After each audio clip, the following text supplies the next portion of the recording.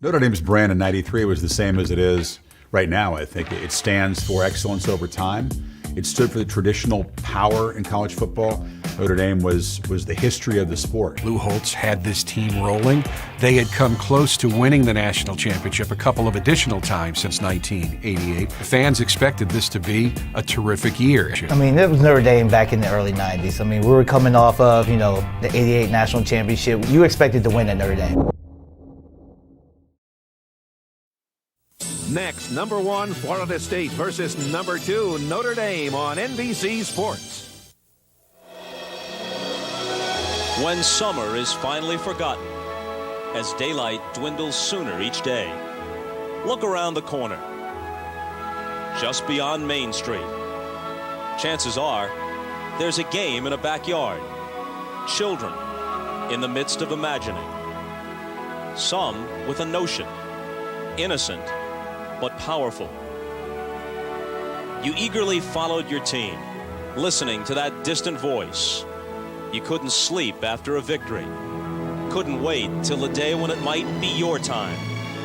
And then that day arrived. That moment, that affirmation, when you were told you were special. And so you worked and you sacrificed, pointing toward that day in the fall when all of America would be watching you, watching your team. The kind of day dreamed of in a backyard just around the corner from Main Street.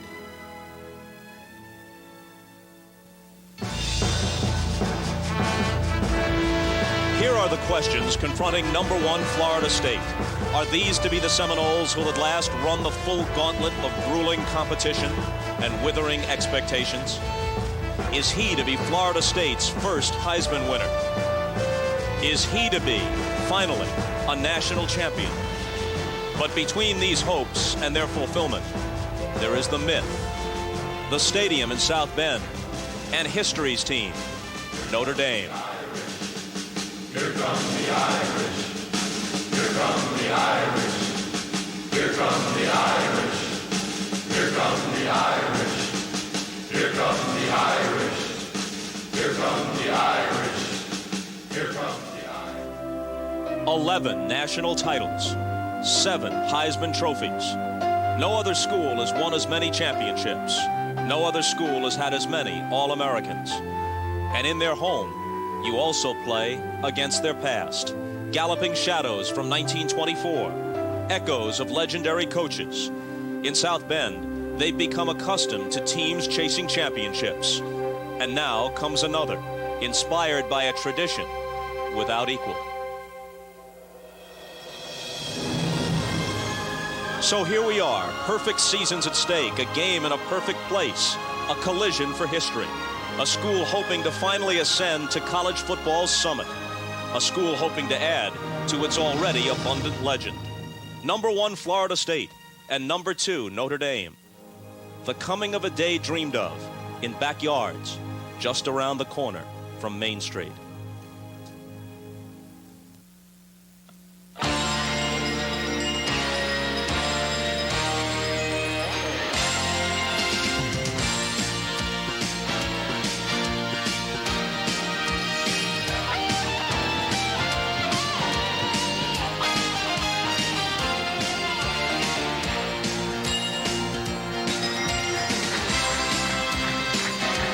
Notre Dame Stadium at about 7:30 this morning.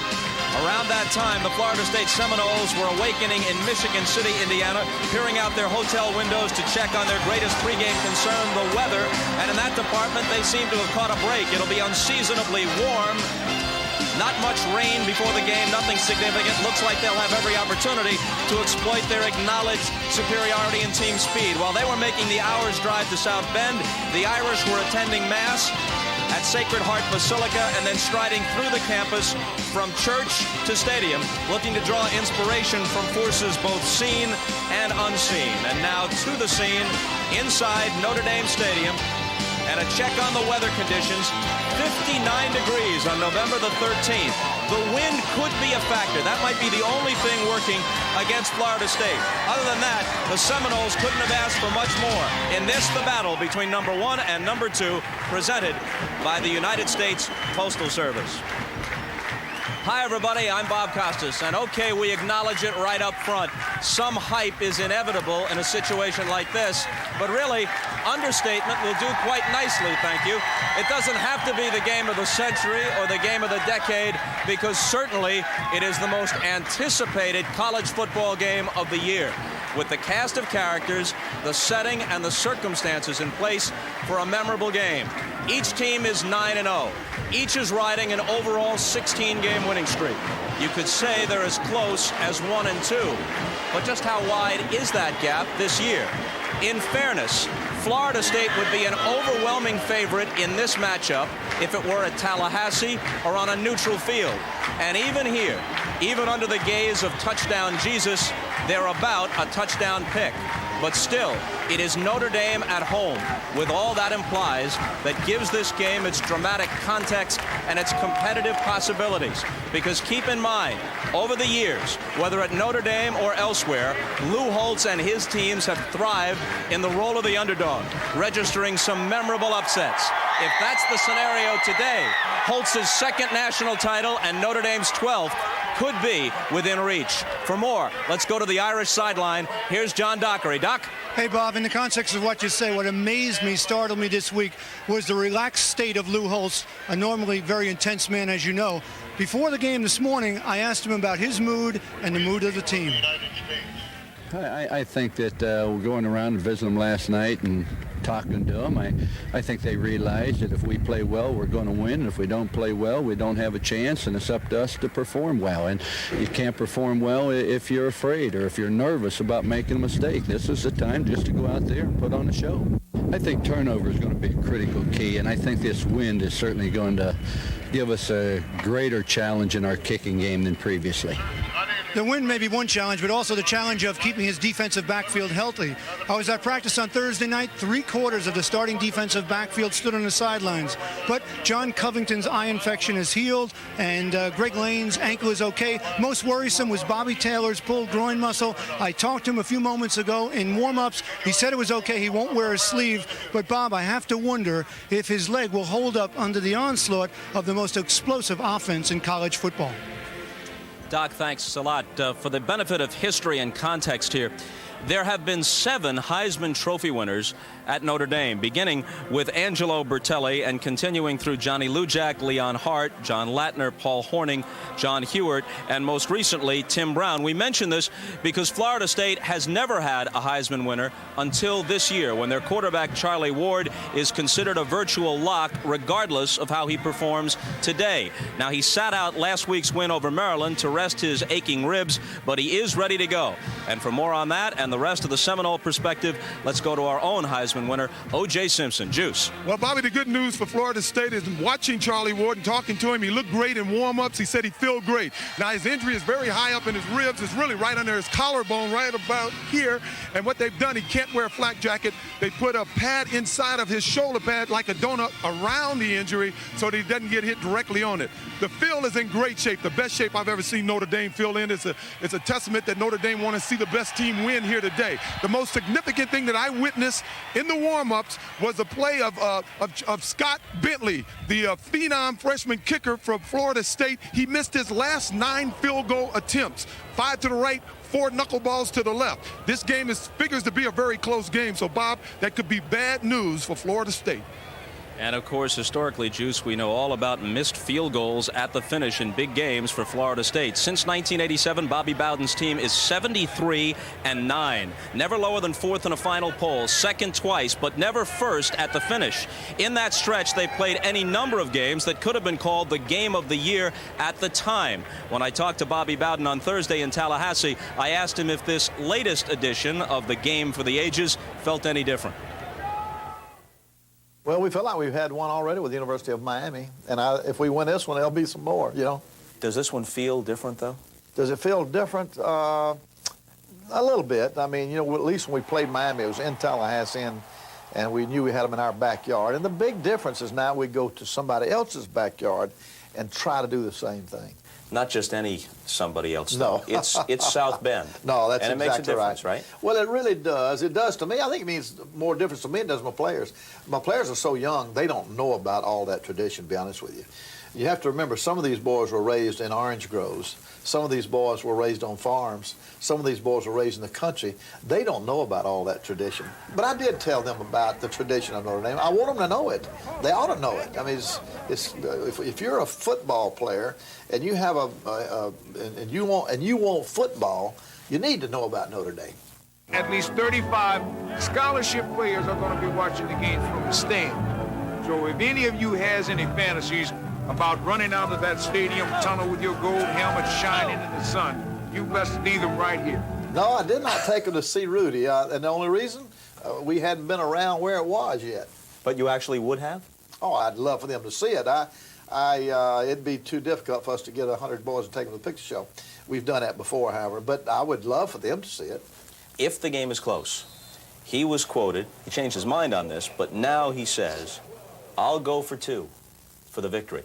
What would you do? You know, back when they used to have the duels where they get guns and shoot each other because you said something bad about their wife. Aaron Burr and Alexander Hamilton. Exactly. Well, I'm kind of like, it's hard to back down from that win. You know, I don't know if, again, I don't know if I can go for one. Maybe it might be the thing to do. I swear I don't know if I can go for one. Dating 287, you're 73-9. Never lower than 4th in the polls, 2nd a couple of times. But you know the story, no national title. You don't need a national title to prove you're a great coach, but do you need it to complete your portfolio for personal satisfaction? Oh yeah. If I were to die today or tomorrow or quit coaching, my resume would have something missing. There'd be something big missing on it, and it's a national championship. You know, I might not ever get that thing. You know, and I can't carry it with me if I do get it. But I sure I'd like for Florida State University. I'd like for the coaches at Florida State, I'd like for the players at Florida State to have a national championship. No, there's no doubt about it. It's missing on my resume. What do you like the night before a game like this, or in the moments on the sideline before they kick off in a game like this? Are you feeling something noticeably different? Oh, you get very competitive. You get very competitive. You don't care. I mean, I'll be concerned about this and concerned about this and that. And just really just concerned, are you ready? And then you walk out on that field and you start getting lined up. Well, then all of a sudden the juices start flowing and you're ready to strike anything that wiggles. You lose complete fear of anything else, you know. And I can see it in Lou Holtz's eyes on the other side. It's just, I think all of us coaches kind of gear up for that. And it's kind of like when you get out on that field, y'all got to leave me alone now. I'm busy, you know. It's all football. Bobby Bowden, on the subject of going for 2, back in 1987 against Miami, he did go for 2 late in the game after saying before the game that he'd play for the tie. They didn't get the 2-point conversion, lost to the Hurricanes 26-25, might have lost the national title in the process. We're only minutes away from kickoff at Notre Dame Stadium, and we'll come back. The Noles and the Irish getting ready, and we'll return to South Bend in a minute.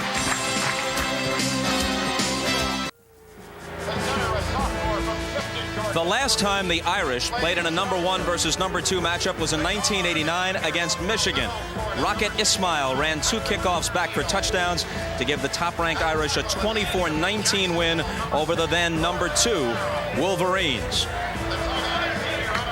Now, the only time the Seminoles have played in a 1 versus 2 game was in '91 when Jerry Thomas's 34-yard field goal attempt sailed wide right as second-ranked Miami upset number 1 Florida State 17-16 in Tallahassee.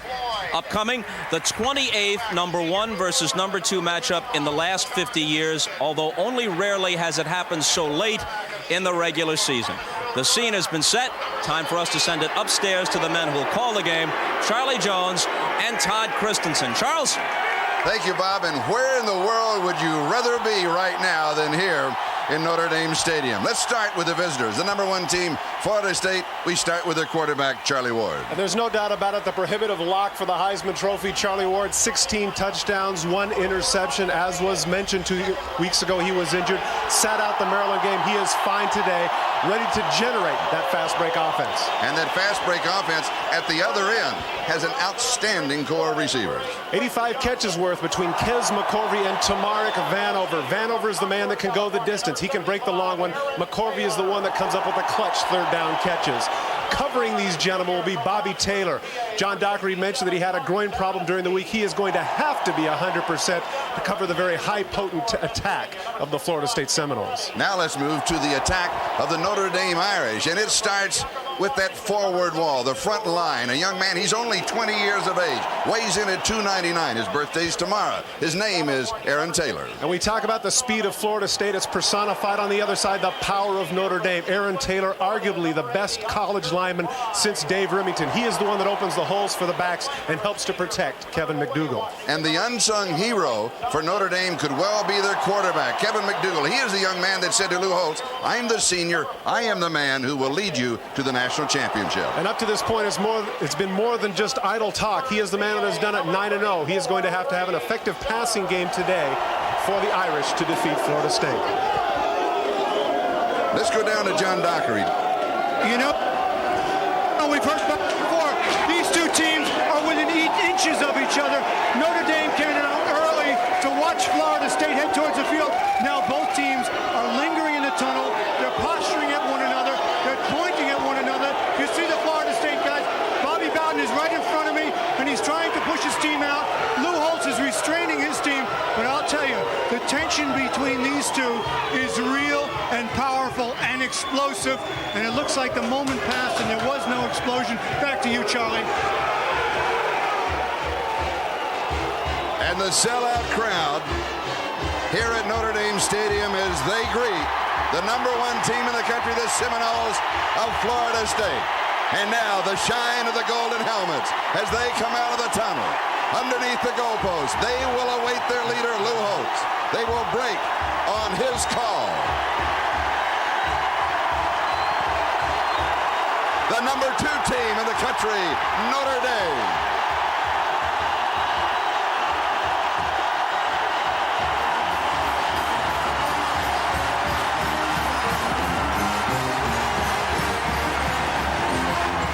Lou Holtz, 14-1 with 2 weeks or more to prepare. He has had 2 weeks to prepare for this ball game.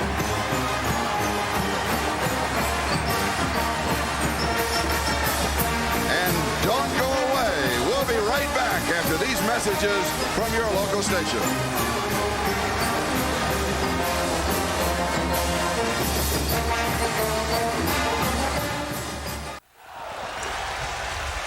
And welcome back to Notre Dame Stadium. We are just around the corner from Main Street. Florida State won the toss. They have deferred to the second half. And so Notre Dame will be receiving. Florida State will be kicking off. Clint Johnson is the return man. Little intensity early on. It was interesting. They're down in the tunnel. They were staring at one another. Florida State was ready to head out. They came back, trying to psych out Notre Dame at their place. I tell you what, the Florida State Seminoles are definitely cocky today. Notre Dame does not come out that early. They did today. Cold, icy stare. And now everything that can be said has been said. Everything that has been written has been written. The sun comes out, and we are underway. And Clint Johnson returns it from the end zone. He is out to the 20, the 25, across the 30. He returns to the 33-yard line. Matt Fryer with the tackle. 34 yards on the return. And so Notre Dame will go to where Kevin McDougal is their quarterback. That offensive line of Aaron Taylor, Mark Zadovetsky, Tim Ruddy, Ryan Leahy, the grandson of Frank, and Todd Norman. And there's a look at the backfield. McDougal, Beckton, Zellers, Johnson, Dawson, and Oscar McBride starting at tight end. And Notre Dame, as expected, opening on the ground. Here is Lee Beckton. And he is nailed. Derek Brooks. Defensively for Florida State. Roberson, McIntosh, Nance, Alexander, Derek Brooks, who you just saw, Ken Alexander, and Todd Rebo. Corey Sawyer, Clifton Abraham, Devin Bush, Richard Coles in the secondary. And in Sawyer and Abraham, they have arguably the best pair in the nation. A couple of terrific cover corners. Second down and 10. And the give is to the first back, the fullback, Ray Zellers. And he is met at the 35-yard line. It will be third down and long for Notre Dame.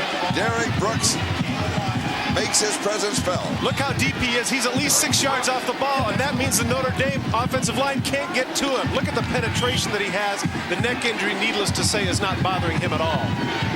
And he told us in Tallahassee, because of that injury, I simply cannot take a snap for granted. This is his second game back. Third down and 8. McDougal to throw. A little swing right side. It is behind Becton. Becton has the room. The 45, the 50. He is to the 41-yard line of Florida State. 24 yards.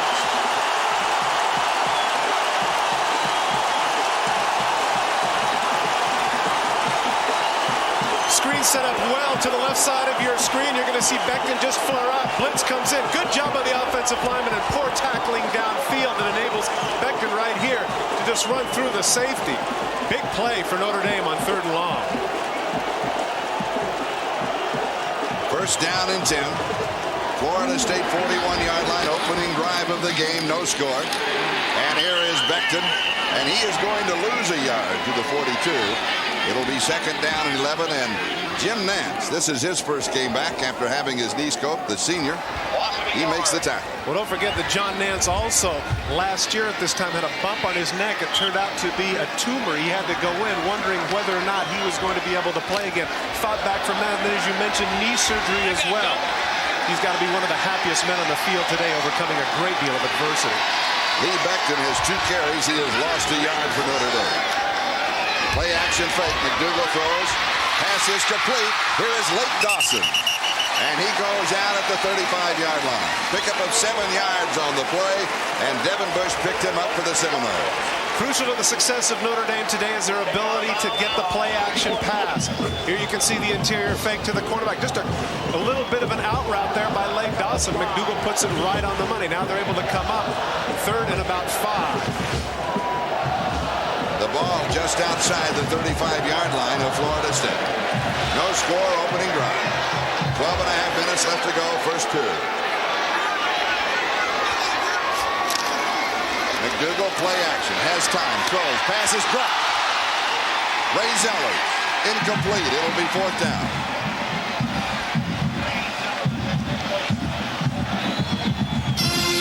The most catches on the team, only has 19. They don't throw the ball much, but that certainly is one that Ray Zellers wishes he had back. That's a certain first down if he can hang on. Notre Dame opting here, Charlie, to play the field position game, and there's Lou Holtz. He's not discouraged. He's trying to be upbeat with him. That's okay.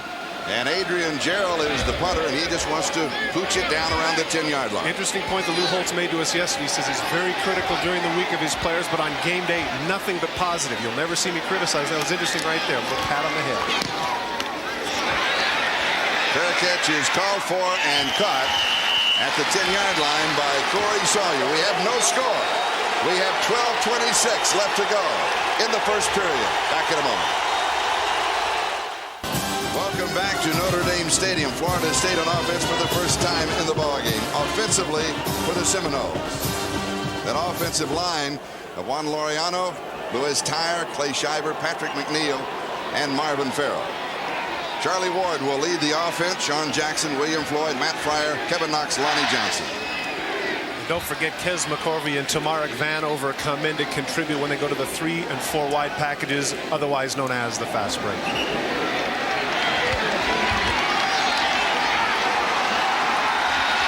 And now here comes part of the offense of the Seminoles now. Their offensive linemen had already, they came out, and the backs and receivers stayed on the sideline. Starting 4 wide. Charlie Ward has not been intercepted in his last 144 pass attempts. From the 11-yard line.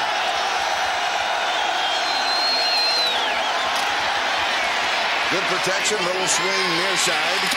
This is Sean Jackson, and Jackson is down at about the 15-yard line. Defensively for Notre Dame. And we'll look at their base set of Knight, Young, Flanagan, Hamilton, Bursich, Goheen, and now. With Lane, Taylor, Covington, and Burris in the secondary. Now that's their base. And because of the 3 and 4 wide receiver packages, we're going to see a lot of McGee and Wooden and a couple of extra linebackers as well. 2 Jeremys, Sample and Now. It is second down and 6. Florida State at their own 15-yard line.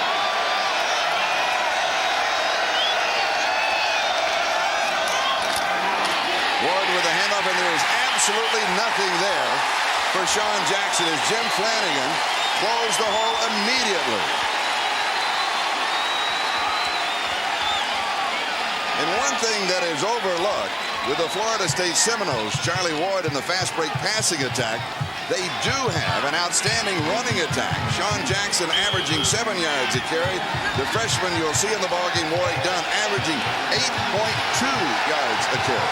Which explains why Rick Minter, the defensive coordinator for Notre Dame, made a big point of saying what we have to stop in this game is the run. 3rd down and 7.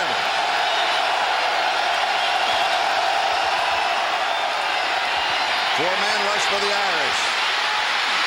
And Ward breaks it clean across the 30. He has the first down. 18 yards as Charlie Ward converts on 3rd down and 7. This is what Ward does so very well. He comes back, zone coverage. He sees that everybody is covered. It's like the Red Sea right in the middle. Take a look. He doesn't debate at all. He cuts up the middle. Not too many blue shirts. And interestingly, if you've noticed Charlie Ward earlier in the season, he normally slides. This time he takes the beating, which would lead me to believe he's very confident in his ribs. And a first down at the 33-yard line. No score. 10:36 and counting. Time remaining. First quarter. Florida State, first opportunity on offense. Ryan Hamilton back in the ballgame. And here again is the inside handoff.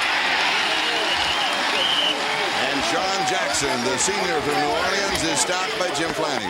Once again, Flanagan in on the play. What they're trying to do here is that Florida State is spreading people out, and they believe that they can run the ball against the Irish.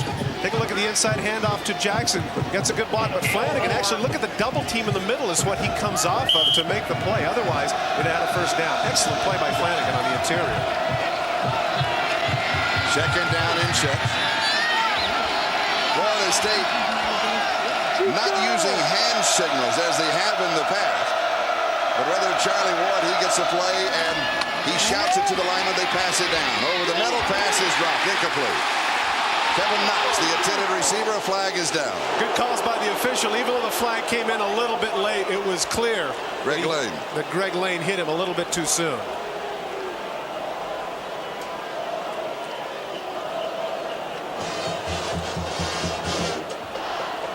Dale Phillips is the referee, the officiating crew from the ACC.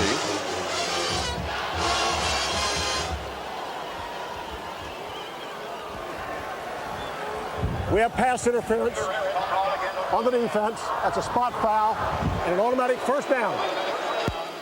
Judge for yourselves if Lane gets there before the ball. Watch number 33. Just a little hook route by Knox. There he is, clearly before the ball. Good call by the official. And it will go as a 9-yard penalty. It carries the first down. Florida State now at their own 46-yard line. They started this drive at their 11.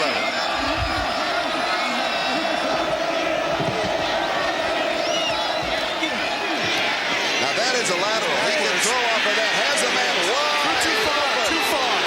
And he overthrows to Mark Vanover. So many times, Charlie, you get that situation where the guy is wide open. Shawn Jackson certainly wishes he had that one back. Vanover was wide open in the secondary, totally fooled Notre Dame. As you mentioned, Charlie, backwards throw. Ward is conscious of doing this. Watch where his feet are and watch where Jackson catches it. Clearly right there.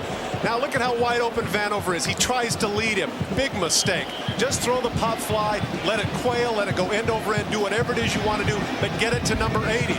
Totally fooled. There's Burris coming up to support the run. He wants a lot more off of that one. That's frustrating for Vanover.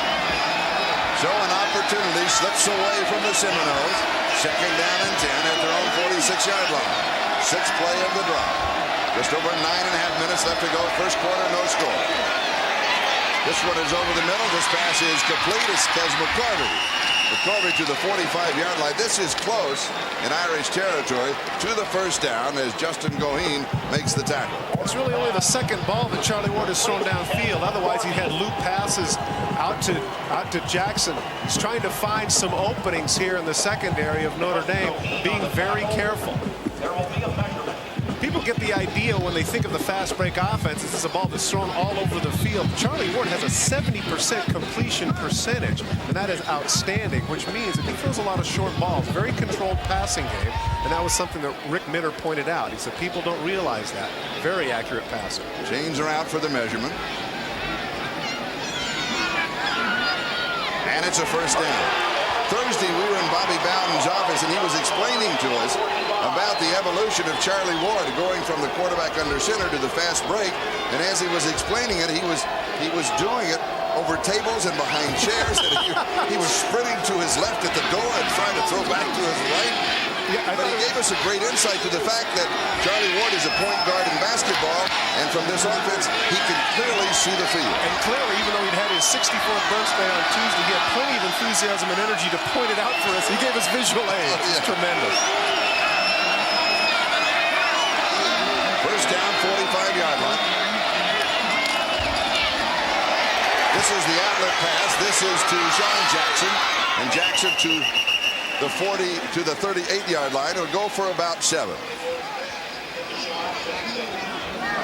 That fast break offense that we have been talking about. Last year in the 8 games prior to that, look at the points per game difference when they opted to go to the fast break. What this in effect does is it gives Charlie Ward a chance to see the field. Up to this point, it's frustrating for the Notre Dame defense because he does not have to step back. He doesn't have to take the 5 or 7 steps that a quarterback normally does when he takes the ball under center. And thus far, he has gotten the ball off in an average of about 2 seconds per pass play. And the fast break offense is exactly a year and a week old. Pressure from the backside. Charlie Ward, nice fake inside out. Picks up a block. Another good fake. Has the first down. Inside the 25. Picks up 16 yards on the play. This is what great quarterbacks do, and that's what great runners do. He senses Flanagan from the backside. There's absolutely no way he can see him. Watch from the right of your screen. Number 44 is going to come in. There's no way Charlie can see him. No way Charlie Ward sees him. And there he goes. He takes off just before he gets hit. Little dip there. Nice move to the outside. And once again, he opts not to slide, taking the hit. Once again, showing not with the magnitude of this game, but the fact that he has a lot of confidence and the fact that his ribs will hold up. And that is the 4th first down in the drive. And as you can see, the sun comes out, makes its second appearance of the afternoon here at Notre Dame Stadium. Charlie Ward, by the way, is 3 of 3. And this one is over the middle. He is now 4 of 4. Matt Fryer pulls it in, and John Covington pulls him down. Notre Dame thus far has been content to go into their zone coverages. Watch Fryer underneath. Look at the zone. Waits and waits, finds the seam, takes a big hit from Covington, but able to hang on. Fryer's the one you recall, if you remember the Miami game, went the distance with the pass from Charlie Ward over 60 yards. He can run. Back-to-back first downs. The wind is blowing above 20 miles an hour.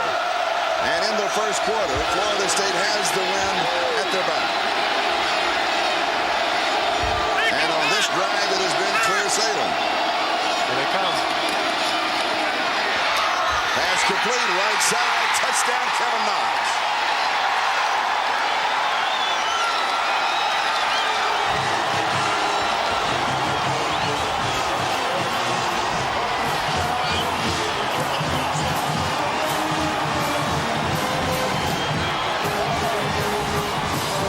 Florida State's first opportunity on offense, they go 89 yards for the score. They take the early lead, extra point to come.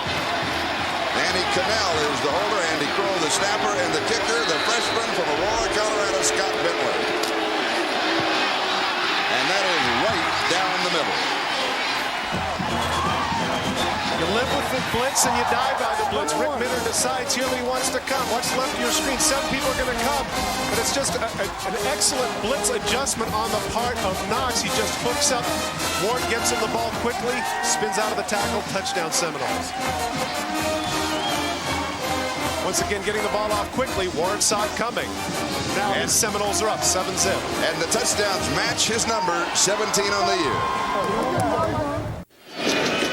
and trying to shake up the defense. Notre Dame gets out of their zone coverage, and with their inside backers, Bursic and Gohi, and they decide to let them come. But they had anticipated that with Knox. O.J. Simpson just told us that was the route that they were going to run. They guessed right, and Charlie Ward is able to pick up Knox on the side. He breaks the tackle and goes in for the score. Nothing thus far seems to bother Charlie Ward. He's yet to throw an incompletion. On that drive, Charlie Ward 5 of 5 for 43 yards, 2 rushes for 34 yards. He totaled 77 of the 89 yards of the drive. And now Scott Bentley will kick off to Clint Johnson. Second opportunity in offense for Notre Dame here at the first period with 7:09 left to go in the first quarter. Interesting point that you were talking about accounting for the yardage. Charlie, he averages 8 yards a play, and that includes incomplete passes. That is an unbelievable statistic for Charlie Ward.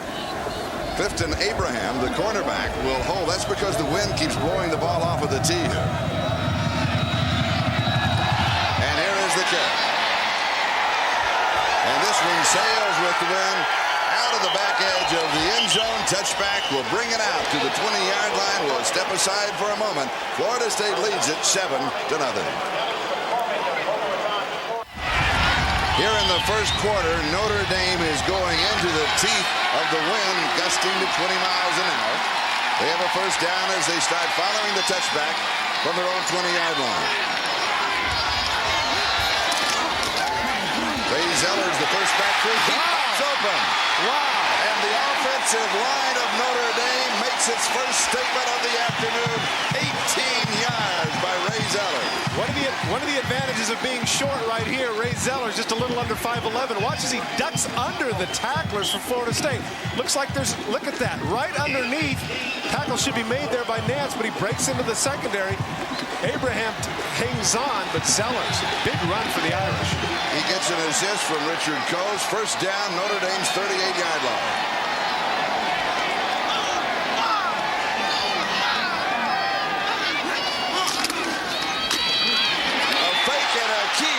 By Kevin McDougal. A new wrinkle for Lou Holt's 46-yard line. A gain of 8. It'll be second down and short. Really is a new wrinkle. This is normally the crossbuck option coming to the left, but instead there's nobody behind him. He's gone right there. Good job of coming out and tramping on Alexander. Brooks comes over to make the tackle, but not before he gains 7. When we talked with Kevin McDougal yesterday, we said any significance to the number 15. He said no significance. And here is the give to Becton. He slips to the outside. He's got the first down. Good move. Pulled down by Devin Bush. There's a flag down. I believe there's a face mask at the end of the play. Looked like Devin Bush might have got a piece of the mask.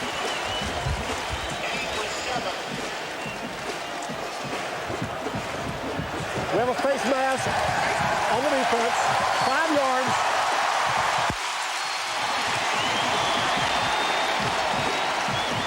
Little frustration for Bobby Bowden because the tackling has been poor on the part of Florida State. You can see right there, number 11 with his right hand right on the mask of Becton. The official right on top of it. To finish the story on Kevin McDougal, when he said no significance to 15, his dad, Dr. Walter, was in the meeting. He said, son, that's Bart Starr's number. That's the reason we picked it.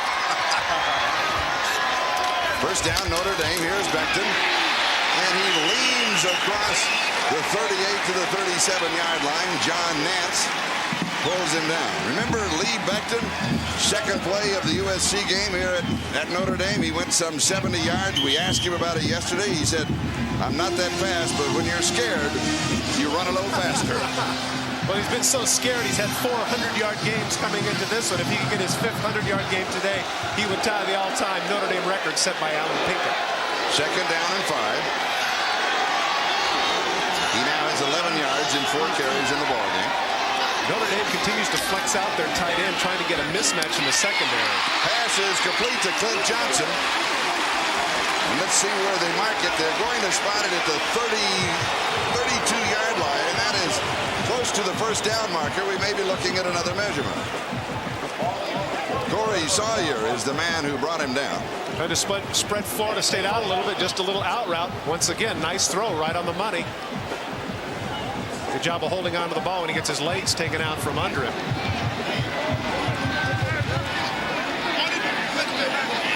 Interesting, the discussion was amongst the cognoscenti there at Notre Dame that if they threw the ball like Florida State did, they felt like their receivers were just as good, but they didn't have to because they ran the ball so effectively. Easier said than done. Yes, of course. First down.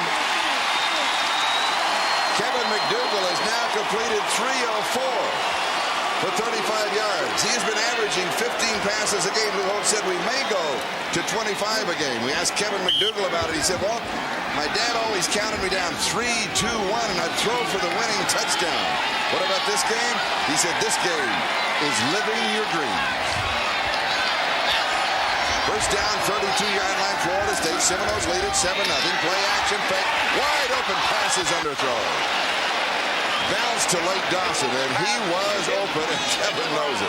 Hands on his head says it all. That was a play clearly that they had designed for the specific defense that Florida State had. They had a 3-wide receiver offense, and you're right. That's when he wishes he had back. And Notre Dame was throwing on first down. Which is a big surprise because when we did SC some 3 weeks ago, they had 19 straight times on first down that they ran the ball. Second down and 10. Adrian Jarrell goes wide to the far side, and Derek Mays is the receiver wide to the near side. The tight end is Oscar McBride. He is split open. We're looking at a reverse on the pitch. It is Jarrell has 3 blockers in front to the 20. He's going to score. He does.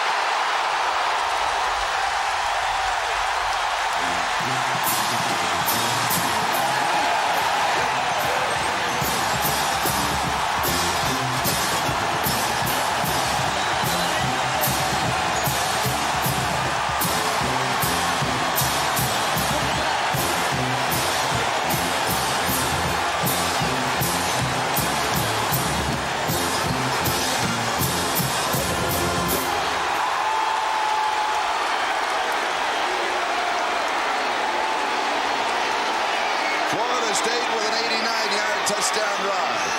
Notre Dame reacts with an 80-yard touchdown drive. Here is Kevin Pendergast for the top. 7-7.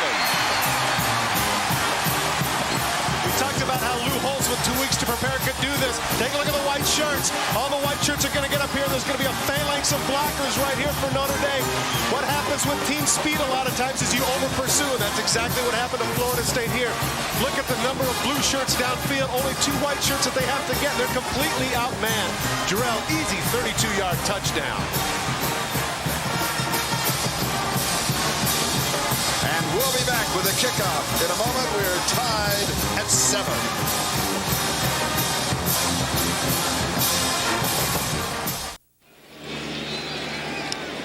Bobby Bowden now tied 7-7. And Notre Dame will be kicking off to Florida State. Tamarick Vanover is the deep return man. Now, last year, he averaged just over 51 yards per return. So, naturally, this year, he's had only 1 kick to it. And he returned it for 25 yards. Lou Holtz says, we're going to kick to it. And he catches it at the 6-yard line. He is out to the 20. Nice little fake up the sideline. Across the 30. He's down around the 32-yard line. Burt Berry makes a tackle. Let's go down to O.J. After that scoring play by Notre Dame, Mickey Andrews, the defensive coordinator of Florida State, really went after Brooks, the All-American linebacker. He was telling him, play your responsibility first, then get after the ball. I think he was telling him, don't get too anxious, don't over-pursue. Charlie? And we're looking at it, and he certainly did over-pursue, Todd. Yeah, there's no doubt about it. He has to stay at home. There's no way he's going to run that down from the backside. If he stays at home, he has a 5-yard loss on the tackle. Instead, it's a touchdown for Notre Dame. Sean Jackson is the remaining back with Charlie Ward from the 32-yard line. And the swing is to Sean in the near flat. He drops it at the 31.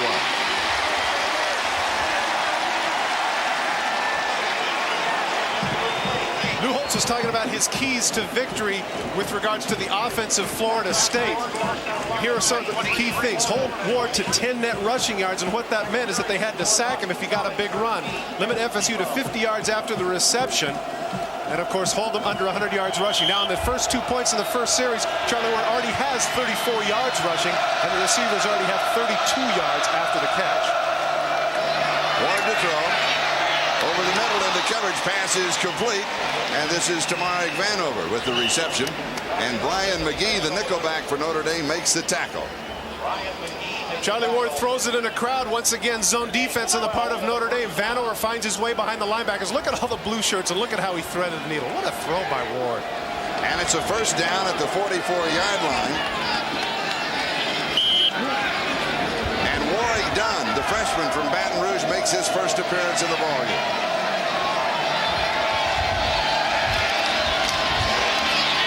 Dunn's open, passes behind him, and he drops it. That was Charlie Ward, though. He fired it, and he threw it behind him. The reason they brought in Dunn is, first of all, Jackson keeps running that loop route, and I'm sure that he's tired.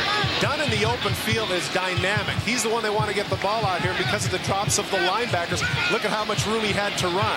If Ward is able to lead it, as you say, Charlie, he's frustrated. That was a bad throw on the part of Charlie Ward. He points to himself. Yeah, it's my fault. Should have led you. Going to his roommate. They don't talk a lot. We asked Ward, said, is it quiet in your room? No, you asked him, you said, you guys talk a lot more than everybody says, and he said, true. That was a tough fight. Now he throws, pass is complete. This will be a first down. He goes to Matt Fryer downfield. John Covington, the senior, had the cover. The one thing that you see here, and maybe I'm speaking out of turn here with regards to comparing him to Joe Montana, but that's exactly what Montana does that makes him so good. Watch now. Oh, he's going to run. There's no way he can throw. There it is. Off the wrong foot. He delivers the ball right on the money to Fryer. Great play by Ward. At the Notre Dame 43-yard line. And it is a first down.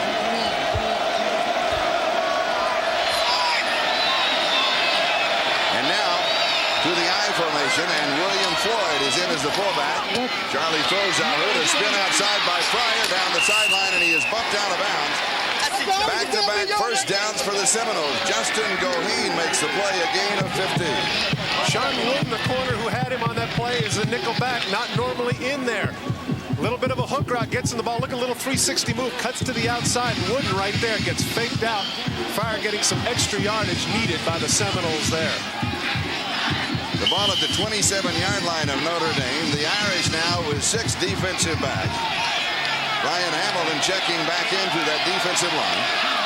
And it's a first down for Florida State. Ball game tied 7-7 with 3.5 minutes left to go first period.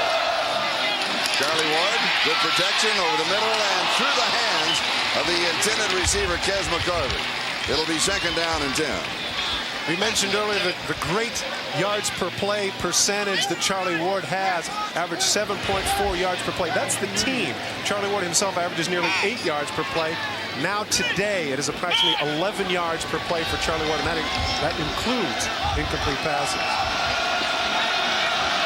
Second down and 10. Just outside the 27-yard line. And we've got an official's time call.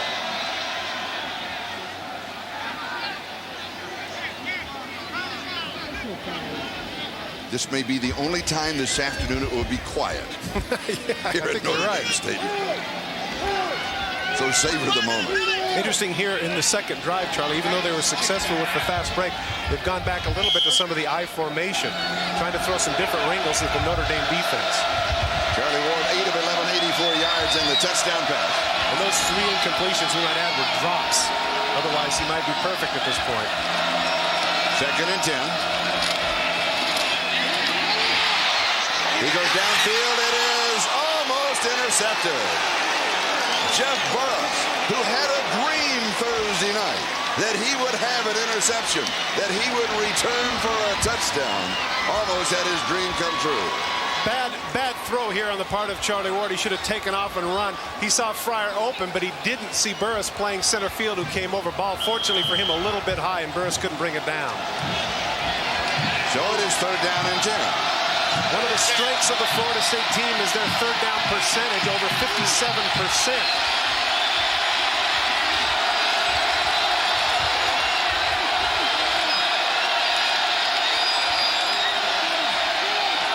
Ward to throw, and he is sacked.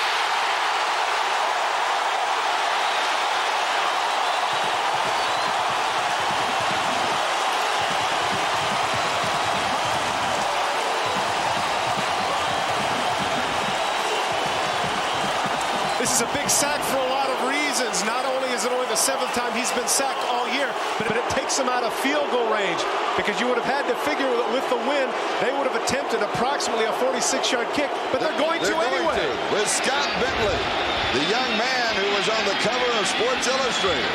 This sends a message, Charlie, twofold. One is that, yes, I have confidence in my young kicker, and two, I have confidence in my defense, because if he misses, it's going to be great field position for Notre Dame. 54 yards, and it is no good. Wide right.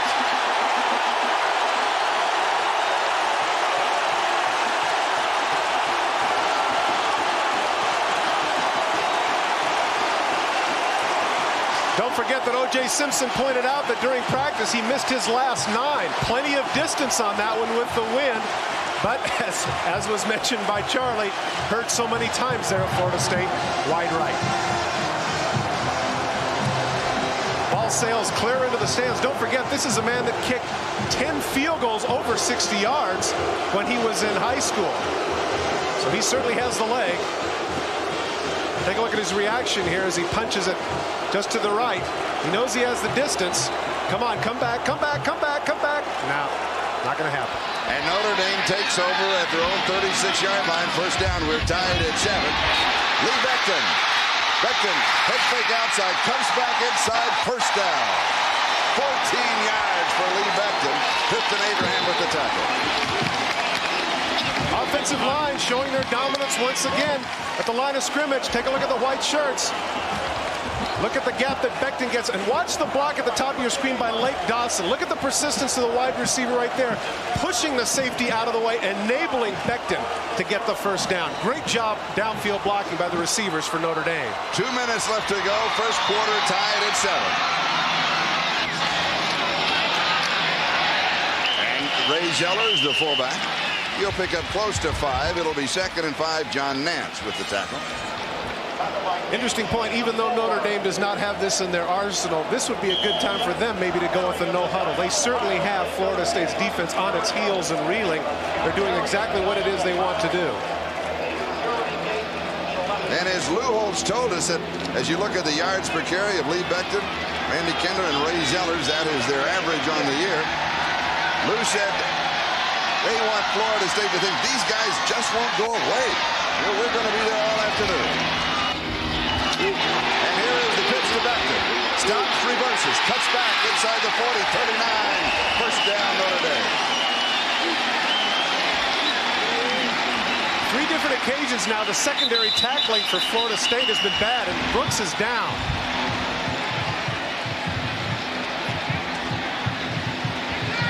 And Brooks comes up limping.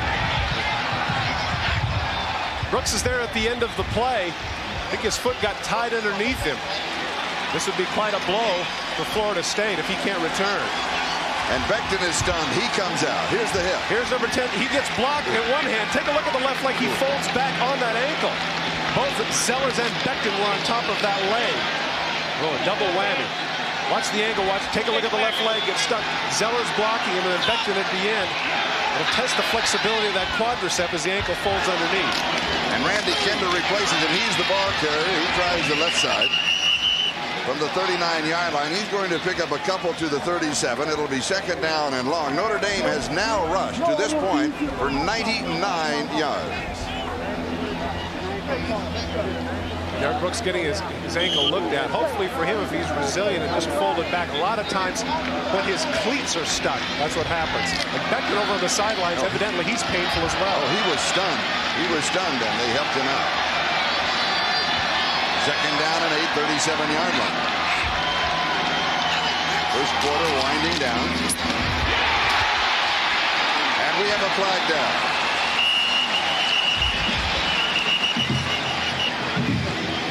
Randy Kinder, the ball carrier. He's the freshman from East Lansing.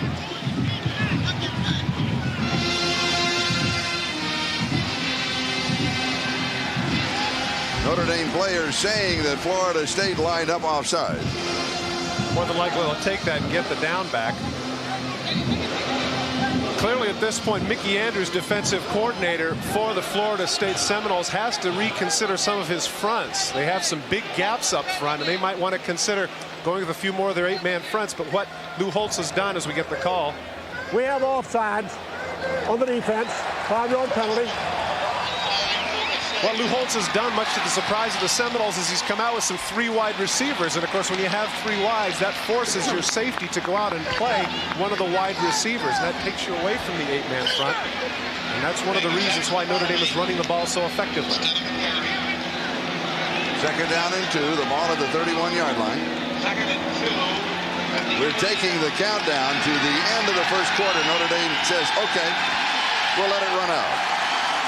Into the first period. We are tied at 7. We'll be right back after these messages from your local station.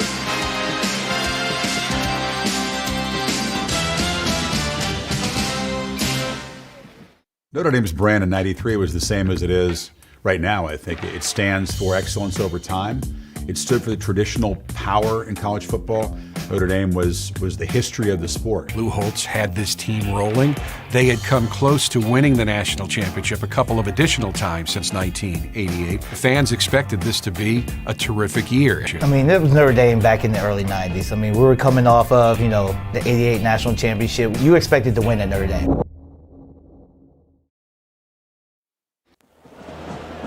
Welcome back to Notre Dame Stadium. Let's go down to O.J. Simpson. Well, the bad news here is Derek Brooks, All-American linebacker, slightly sprained his ankle. They retaped it. He wears 3/4 shoes. He's sent in the locker room to get his high-top shoes for better support. I asked him, could he go? He says, I got to get my high-top shoes, and I just have to see Juice. Dockery, what's the news over on the Notre Dame side? OJ, let me tell you that Lee Becton came off. It looked like he had a hip pointer, but it isn't that. Dr. Will Yergo told me it was more of a bruised rib. You see Becton back in the game. He's going to try it. We'll see what happens. Charlie? Thank you, Doc. The power of Notre Dame. 12 rushes, 99 yards, averaging 8.3 yards a carry. Clearly, Florida State is going to have to make some adjustments on defense in more ways than one. If Brooks can't go, needless to say, they've got to go with another player. But they've got to get up front, and they've got to shorten their gaps a little bit. Take a look at the white shirts there and the gaps that they have there. That's what Notre Dame is finding. Big holes there to run through. Second and 2, 31-yard line. Back to the tailback. The give is to the fullback, Ray Zellers. And he may get a half a yard. That's about all that he's going to get. Nance again on the play along with Ken Alexander. Alexander told us as we look now at Derek Brooks, he said, we love the hostile crowd. They really pump us up. I was about to say, that's when you're a big star, when somebody else ties your shoes for you. You know you're an All-American candidate when they tie your shoes for you. You don't have to do it yourself. Third down and 2.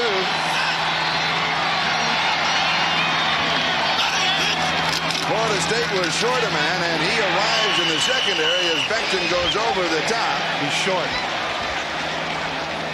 And Corey Sawyer, I believe, was late coming in, as Florida State only had 10 men defensively on the field, and meanwhile Lake Dawson came down to lay a rolling block on him. I don't see the drama in this at all. If you're averaging 8 yards a carry and you've had 100 yards in the first quarter rushing, what's the debate? You're going to go for it here. So the change will come out for the measurement. I think the crowd senses that too. There's no big they're going to go for it on fourth. Clearly, if they don't get it, they're going for it.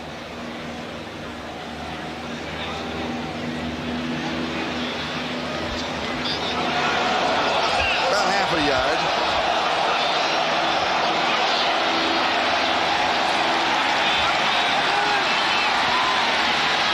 Wide receiver, punter, and touchdown scorer Adrian Jarrell checks into that offensive set. Dawson comes out. A double tight end for Plevich and McBride. I run behind number 75. I think that's a no-brainer. Quarterback sneak as McDougal tries to backpedal, and he may not have made it. Boy, I tell you what. The Seminoles say that they have held. They have, if that's the spot. Boy, oh boy, I don't understand that call at all. Lou Holtz is definitely going to be second guessed on this. As we mentioned up to this point, as Charlie pointed out, 8.3 yards per rush. You haven't run a quarterback sneak. You've got guys in the back. You got an offensive line that averages 295. You've got guys averaging 5.5 yards a carry. Why would you try a quarterback sneak? Look at this. He doesn't actually get the snap terribly well there, and that enables Florida State to jump on top. They did not give him that second motion. They said that he stopped him on initial point. And he's going to be short. And Florida State holds. They take over on down. It appears that he doesn't really get the snap well. Take a look. Take a look when he catches it. Look, he bobbles it right there. Look at that. He bobbles it, and then he runs over the top. Great play there on the part of number 40 for Florida State, who jumped in the middle and made that play. Excellent play. And they didn't give him that second movement at the end, and that enables Florida State to get the ball. Alonzo Horner is the man that made the play on the interior to knock McDougal back. So Florida State starts at their own 30-yard line, first down. John Jackson is the remaining back with him. They have 4 wide receivers on the set. Now moving into the wind offensively, and it is incomplete. And that wind is really starting to whip around Notre Dame Stadium. We've had gusts to 20 and above, knocks the intended receiver. You can tell from the flags what the wind is actually doing here. Thomas Knight, defensive end, got his left hand up, got a piece of that. And that is an anemometer. I was told. Easy for you to say. Yeah. No, it isn't easy for me to say. Second down and 10. One thing the wind has done, it has blown the clouds away. Jesus Hernandez is now in at left tackle for Florida State. Charlie Ward slips out, and he slides this time. A little discretion on behalf of the quarterback. Flanagan is there to cover him. I mentioned number 77, Jesus Hernandez from Miami is there. Well, when he was 8 years old, his mother held him between his knees from Cuba to Key West. 18 hours on the high seas. And his mom, Idalia Sanabria, 3 jobs, has a cafeteria, La Gata. She has it closed down today. She's watching in Miami.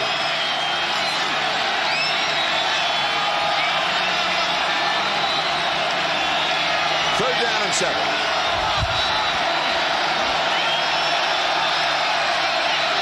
Only 3 rushing this time, it appears. They're going to have 8 in the secondary. A 360 move, throws on the run, it is incomplete. Tamarick Van over the intended receiver. Again, Notre Dame going with 6 defensive backs. The Irish hold. Good call on the part of Rick Minner to go with the extra defensive backs. They've been able to generate some pressure, this time with only 3 people, 3 men on the rush, and they forced Charlie Ward to come out of the pocket. And even if Vanover comes up with the catch there at the end, he would have been short of the first down. Now Sean Lissu's been hurt this year. This is a good opportunity for Notre Dame to get some field position, as Lissu's going to have to kick into the wind. And the return man is Michael Miller. And he's standing, Charlie, about 30 yards away. And that's why. And is taken at the 39-yard line. Just a yard on the return to the 40. 28 yards on the kick. A couple of yards on the return. We'll step aside. The magic number is 7. We're tied. Notre Dame football is brought to you by the United States Postal Service. We deliver for you.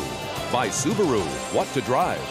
By Wendy's Super Value Menu and Value Priced Kids Meal. There's something for everyone.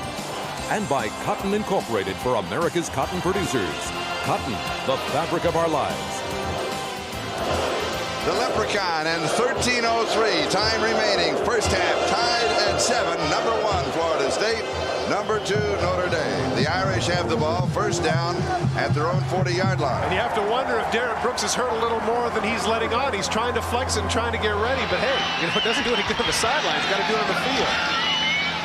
Play action fake, going deep, cutting back inside, and diving is Derek Mays. It is incomplete.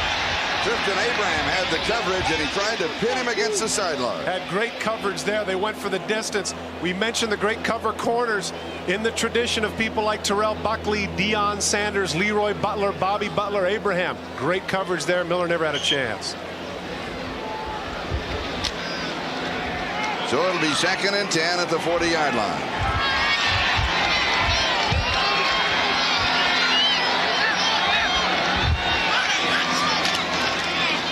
And a play action fake and deep over the middle. This pass is complete to Clint Johnson. First down, Notre Dame. Gain of 16 yards. Well, we talked about Abraham before, but this time Clint Johnson with the deep in route. Abraham gives him a little bit too much respect as he slides to the middle. He thinks he has help. He curls up underneath the zone. The middle backers weren't back far enough, and Abraham has to make the tackle, but not before he gets the first down. At the 44-yard line of Florida State.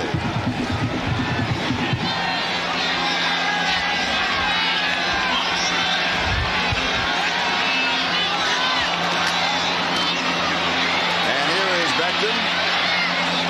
Cuts back inside. They'll mark it at the 40-yard line. James Roberson with the tackle.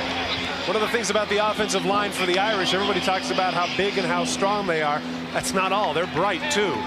Take a look at the grade point average of the offensive linemen. A cumulative of about 3.35. Tim Ruddy there with the perfect mark. He is outstanding. And don't forget, we'll get a chance to give it to you later, his class load is not basket weaving by any stretch of the imagination.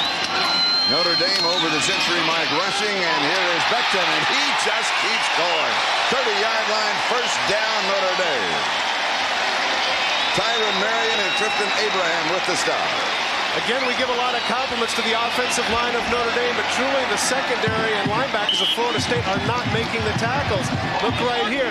Becton gets stopped right here. Arm tackles. He's able to spin out of the arm tackle of Ken Alexander and get the first down. At the Florida State 30-yard line.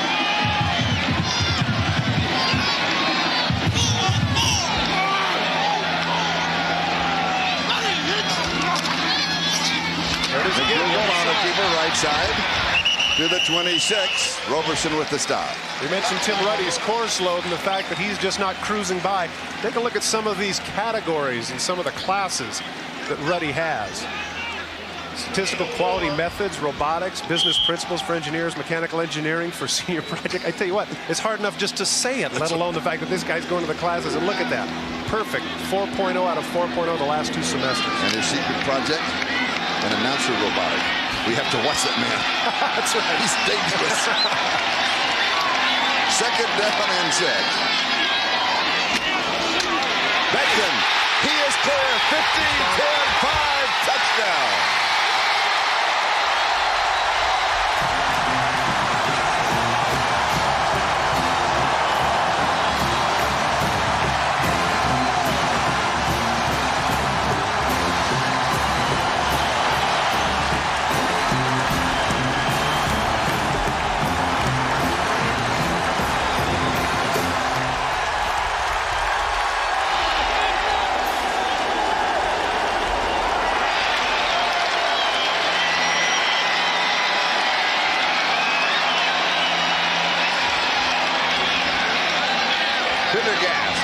To attempt the point after.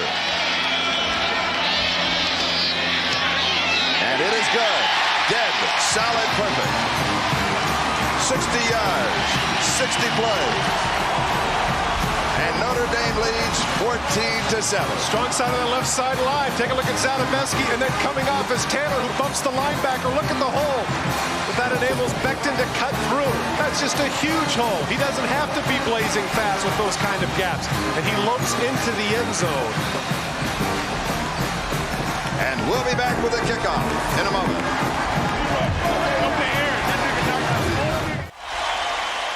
This is only the second time this year that Florida State has trailed in a ball game. They trailed North Carolina 7-0 early in that ball game. They went on to win it 33-7.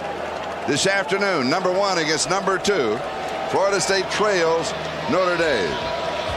The score is 14-7. And Kevin Pendergast will be kicking off. Very interesting. Last time when they kicked off, they kept everybody bunched in the same spot, which is difficult for the returners. This time they go to a more standard fare and stretch out all 10.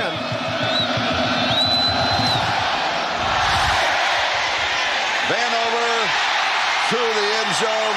Touchback will bring it out to the 20-yard line. Lou Holtz talked yesterday about that he had to have his offensive linemen slide to the linebackers and come down, not just attack them. Watch, you're going to see Taylor leave the first backer. He's going to leave him for McBride to come down. The lead block by Zellers kicks the man out. Just outstanding line play by Notre Dame. And that slide blocking there, enabling Becton. Look at that hole, and there's no secondary support. Once again, Lake Dawson, great blocking downfield. Becton can practically walk in for the score. Florida State allowing only 2 rushing touchdowns in the previous 9 games.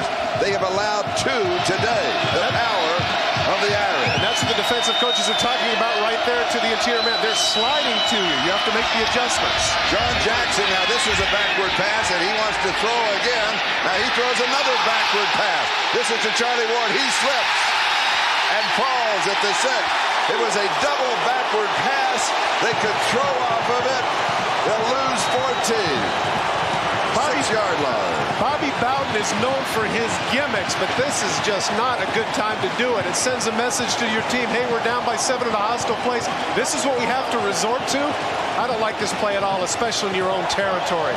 And right there, because he slips, huge loss. So the ball is at the 6-yard line, and it is second down and 24. And should Notre Dame hold Florida State, the Seminoles will be kicking into the wind. Charlie Ward, in zone, goes deep, has a man behind the secondary, underthrows and intercepted John Covington.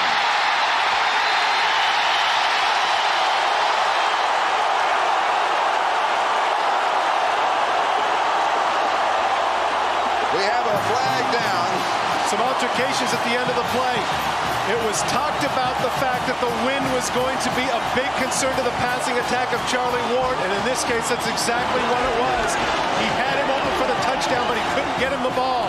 His first interception in 159 attempts. Here is the report on the flag. Dead ball foul after change of possession against the defense. It'll be first down, 15 yards. A costly 15-yard penalty against Florida State. The ball is beaten down by the interception. Here he rolls out. He looks to the outside, but then he comes back to the post. He airs it out, but he throws off the wrong foot. Look at that. Off the right foot, he can't generate any power. Look, Knox is open for the touchdown, but the combination of it throwing off the wrong foot and into the wind enables Covington to make the interception. The interception plus the penalty. Pope's reaction. He's saying no, no, no, and then all of a sudden, yes, yes, yes. Okay, now we'll go back the other direction. Play is over. Charlie Ward comes up. He's a defender. Gets hit twice by both backers. And here is Becton. He tries the left side. The line of scrimmage is the 23-yard line following the interception and the 15-yard penalty. Devin Bush with the tackle. Notre Dame on top, 14-7, 9:22. That is the time remaining in the first half. A gain of 5. It'll be second down and 5. Let's go down to O.J. Simpson. Well, the situation with Derek Brooks, he wants to be in there now, but he's having trouble with his shoes. He switched to high tops with cleats. He didn't like the cleats. Now he's going to high tops with an artificial turf bottom. Back to you. And in the meantime, O.J., they just had 2 series. Forget the cleats and get out there and play. And here is Becton, and he will be dropped for a loss by Derek Alexander. Am I wrong, Charlie? I mean, come on, forget what the cleats are if they're exactly right. This is the biggest game of the year, number 1 versus 2. Game of the century. You're worried about whether or not the cleats are just right? Man, oh man, come on. A loss of 3 on the play. It'll be third down and 8 yards to go as Michael Miller and Clint Johnson come in. I was going to say, in the meantime, Charlie, this is a pretty big defensive stand for Florida State. If they can force Notre Dame to kick a field goal, that can shift the momentum. Third and long, play action. Here's the throw. It is caught. First down.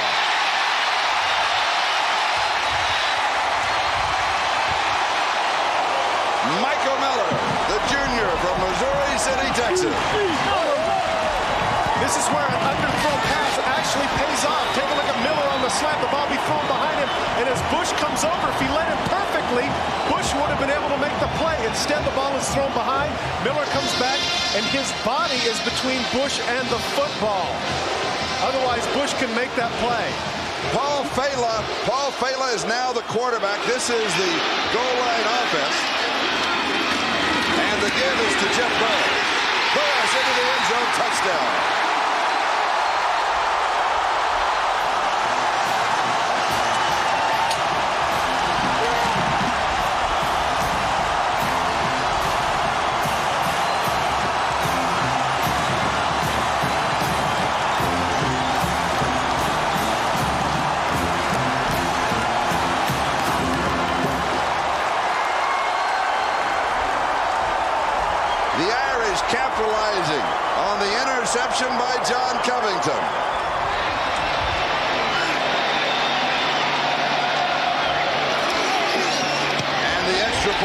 go.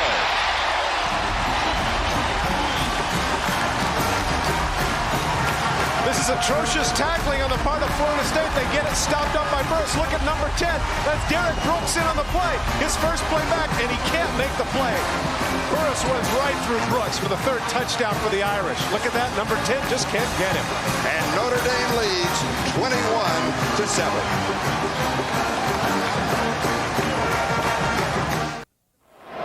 O.J. Simpson on the Florida State sideline. Bobby Bowden, who normally doesn't do much talking to his players during the course of a game, took time to go to Charlie Ward, the star quarterback, said, relax, Charlie, just play your game. We can get back in this game. Charlie? Thank you, O.J. This week, Lou Holtz held tryouts on Tuesday for soccer players to kick off in this ball game. He couldn't find anybody. He went back to his soccer player, Kevin Pendergast, who was drafted off of the soccer team in 1991. And he has been booming the kickoffs. This one, though, is low. This will be taken by the upback. That's Warwick Dunn, and Dunn slips as he tries to make his cut. One thing that Lou Holtz told us yesterday, there are certain sections of this field that can be slippery. This has slick grass. And clearly the field position advantage has been Notre Dame's here in the second quarter. If Dunn doesn't slip 27 yards, they could have been out to about the 37. They really needed him to stay up on his feet. So Florida State will start at their own 27-yard line, first down. Now, who would have guessed at this point, Charlie, there would have been 21-7 Notre Dame? Very few. Very few. Including the most stalwart Notre Dame rooters. We'll see what the Seminoles can do. They're the #1 team in the country. There's a reason they're #1. And Charlie Ward into the wind. He rolls, sets, he throws into coverage, and it's almost picked off. Jeff Burris almost had his interception. Kez McCorvey is the intended receiver. Burris is able to read his eyes. Once he rolls left, there's only one place he can go. Come back there, he cuts to the corner, and there's Burris. He's able to cut right to the ball, almost gets it. Is Florida State going against what they've done this year? Normally, it is a short, controlled passing game. Trying to get it all back at once. That could be dangerous. And that's a very good point, too, especially when they're going into the wind. They're better off to throw the short and intermediate routes. 6 consecutive incompletions for Charlie Ward. Charlie told us my job is to spread the ball around, keep all my receivers happy. Right now, none of them are happy. They trail 21-7. Here is the pitch to Sean Jackson. And Brian Hamilton leads the Irish. It'll be third down. We look down at Notre Dame Stadium from the Goodyear Blimp Spirit of Akron. This is the 74th. Can you realize that consecutive year the Goodyear Blimps have been covering America's top sporting events? I know what you're going to say, that I did the first one. I knew it. No. You were thinking it, though. Yeah, that's true. Okay, you got me there. Third down and 12.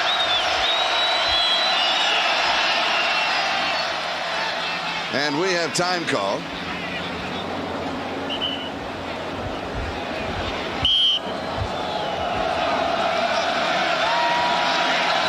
third down, a high conversion, 57%. Notre Dame, that's low, 38%. Ever since Charlie Ward was sacked on that second series, the Florida State offense has not been the same. Florida State 1 for 3, rolls around and is dropped by Brian Young. Second sack.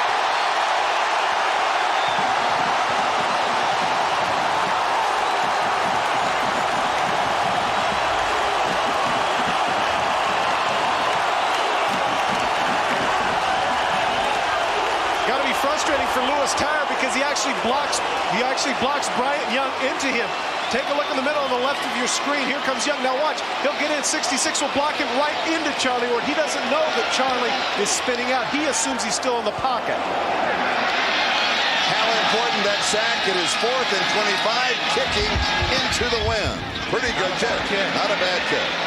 And a fair catch is called and fumbled by Michael Miller, and then he falls on it. A 32-yard kick, but Notre Dame has excellent field position at the 43-yard line of Florida State. You know, I was watching the ball in the air and just absolutely dive. This wind really does have an effect. Miller drops it, but he's the guy right there. He's got it. We'll step aside. We'll be back in a moment. Notre Dame leads it 21-7. In 1966, the top-ranked Irish took on number 2 Michigan State. Coley O'Brien's pass to Bob Gladjo was the only Notre Dame touchdown on the day. They finished a disappointing 10-10 tie. You remember that one?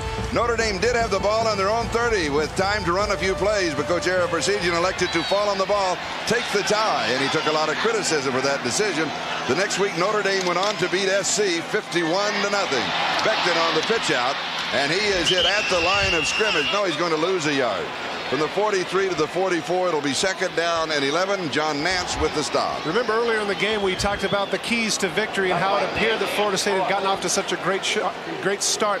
Look at the rushing yards today in college football. A sack goes against your rushing yards. Ward only 1 yards after the reception, you see, and the total rushing yards for Florida State doesn't look like they're going to get 100 yards today. 2nd down and 11. Play action fake. Has a man wide open. It's Lake Dawson, and he drops it. Oh. Interesting though, Charlie, that's the kind of young man he is. He doesn't stay there and pound on the grass or complain about it. He bounces right up, and he hasn't had that many opportunities. He's the leading receiver for the Irish with 19 catches. Clearly there you saw him look upfield. He was running before he had it. And as Lake Dawson told us a couple of weeks ago, he said at Notre Dame, every pass is critical, as is every catch. This is a drop. 3rd down and long. But he won't make excuses. McDougal, 5 of 9, 67 yards.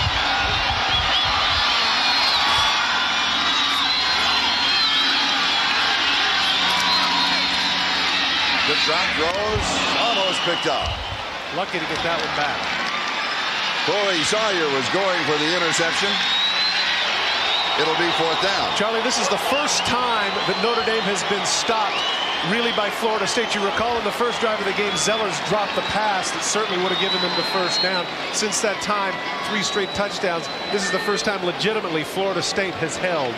Interestingly enough, coming into that series, Notre Dame had rushed for 152 yards, and they were throwing in that series. And they, of course, had rushed for all 3 touchdowns.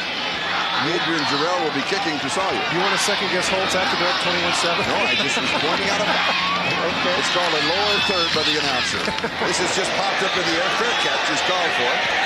And fake, and it goes into the end zone. That was a great fake by Sawyer. That was. Yeah, he moved under it and let it go into the end zone for the touchback. Be sure to stay with us at halftime for the Prudential Update Show. Hannah Storm will bring you up to date with scores and highlights from around the nation. Yes, there are other games going on today. And, of course, Bob Costas will be on hand to talk about the first half and also taking a closer look at Charlie Ward. That's all coming up here at halftime, the Prudential Update Show. This would be a time, Charlie, that I would think that maybe Ward wants to, as well as Bobby Bowden, the offensive brain trust of Florida State, to establish the running game. There's 5 minutes left in the first half. Yeah, you're down by 2 touchdowns, but you have the entire second half to go. Plenty of time to still establish the run. Charlie Ward's last 8 pass attempts, 5 incompletes, 1 interception, 2 sacks. And you're right, he goes to William Floyd, the fullback. Slips a tackle at the 30, then bumped out of bounds, and then across the bench of Notre Dame. Whoa. He'll pick up 18 yards on the play. And he's down. Oh, yeah. Boy, that was awfully close to a late hit. He is down. Ah, nuts. Come on. Watch out, here we go. All right. I hate to see something like that happen. Give room, guys.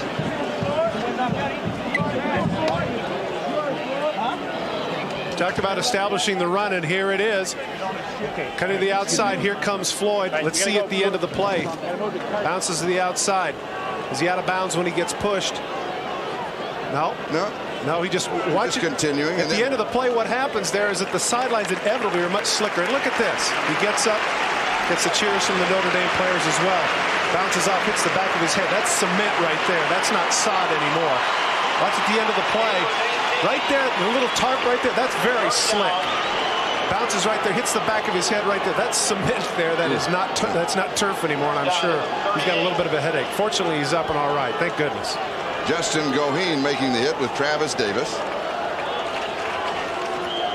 The ball is spotted at the 38-yard line. And a first down for Florida State. 4:54. That is the time remaining in the first half. Florida State trailing in the ballgame by a score of 21-7. They're down by 14. And here is the give off underneath. This time it's Shawn Jackson. Jackson to the 49-yard line. Greg Lane with the tackle, and it'll be back-to-back first downs for Florida State on the ground. Once again, underneath handoff, good fake by Charlie Ward. Of course, because of the number of times they've been throwing early in the game, you've got your linebackers, and their first step is backwards, and that enables them to get another first. Florida State rushes 11, 31 yards, only a 2.8-yard average. Remember, Shawn Jackson carries a 7-yard average, and Warwick Dunn carries an 8.2-yard rushing average. 30 of those just came in those last 2 carries. And here is Ward. He fires. Pass is complete. Kevin Knox' ball is loose, and Notre Dame has it.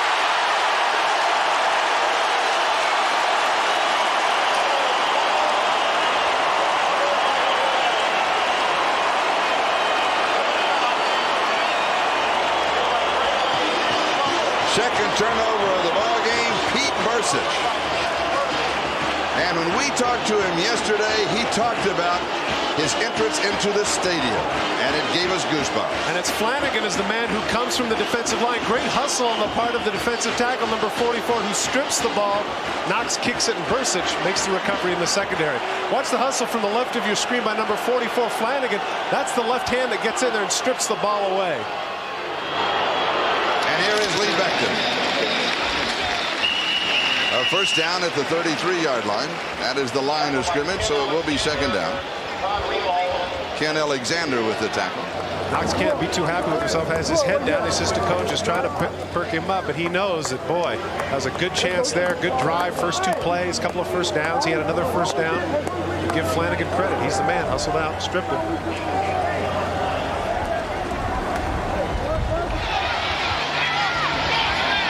Second down and 6. And here is Becton, and he is wrapped up. He's going to lose a yard on the play.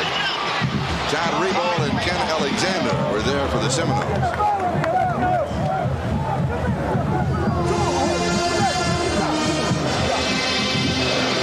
Now there's a young man we were talking about, Pete Bursich, who recovered the fumble, and he talked about the entrance here before a ball game, and when you come down the steps and you have signs that you touch as part of the tradition, and he says it's dark in the tunnel, and then you step out and into the sunlight, and it opens, and you're ready, and all those people are cheering for you.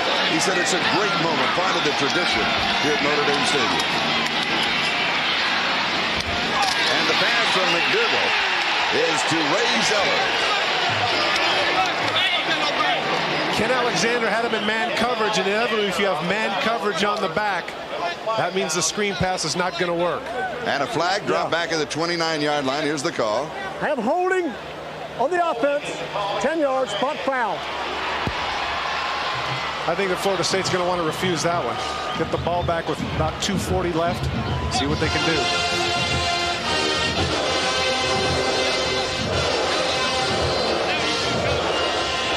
(21-7). I certainly would not count out Charlie Ward in Florida State by any stretch of the imagination. Penalty is refused. It is fourth down. Adrian Jarrell will be kicking to Corey Sawyer.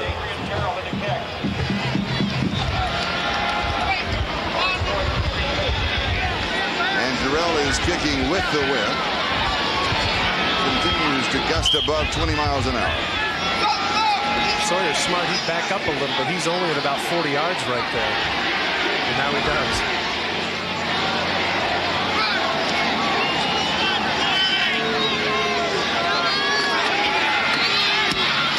Not that good a kick. Notre Dame bounce. That's a bad decision on the part of Sawyer. It's all well and good to say get out of the way, but he could have come over and made that play and saved him about 12 yards. 46 yards on the kick. Tomorrow, join us for NFL action starting at 12:30 with NFL Live. Jim Lampley, Mike Ditka, O.J. Simpson, and Will McDonough will be on hand. They'll be taking a look at the frustration of Dan Marino and Randall Cunningham. They're both out injured and will be on the sidelines when the Dolphins and the Eagles meet. A game most of you will see at 1 o'clock Eastern Time while others watch the Chiefs and the Raiders at 4 or regional action. Check your local listings for the game in your area. But right now, check out this score. Notre Dame 21, Florida State 7. Number 2 is leading number 1 with 2:25 left to go in the first half. Florida State from their own 21-yard line. 5 in the secondary for Notre Dame. And Charlie Ward to throw. He fires this one over the middle to Kes McCorvey. And he's just across the 30. It's going to be shy of the first down. Bounce back there if he'd have stayed. It was funny. He actually bounced back to avoid the tackle. If he stays where he is, he has the first down. Watch the middle of the field. McCorvey comes underneath. Nice moves there. Bounces back. As a result, McGee's able to tackle it before he can get the first. Ryan McGee with his down. He's from Largo, Florida. Charlie, it's interesting that when in the course of the game, if you're the offensive coach, the Cognoscetti of Florida State, sometimes you get distracted and you're doing other things. This is the kind of thing that they did in the first drive. The short passes underneath. Ward just marched down the field. A periodic run. And here is Sean Jackson. And he may not pick up the first down. He needed a yard. Greg Lane pulled him down. And that's significant, too, because in getting the first down, what they're hoping to do is to stop the clock and regroup. Now they're going to have to get the first down with another run probably before the clock can stop. And they'll take a timeout. So Florida State will stop the clock. 1:25. That is the time remaining in the first half. With the score, Notre Dame 21 and Florida State 7. An opportunity to welcome more than 1 million U.S. service personnel in more than 130 countries around the world that are watching this game through Armed Forces radio and television service. Bobby Bowden mentioned the fact that Florida State would not be intimidated by the tradition because of the fact that the ghosts of all these great players past, these guys were too young, but he understood it.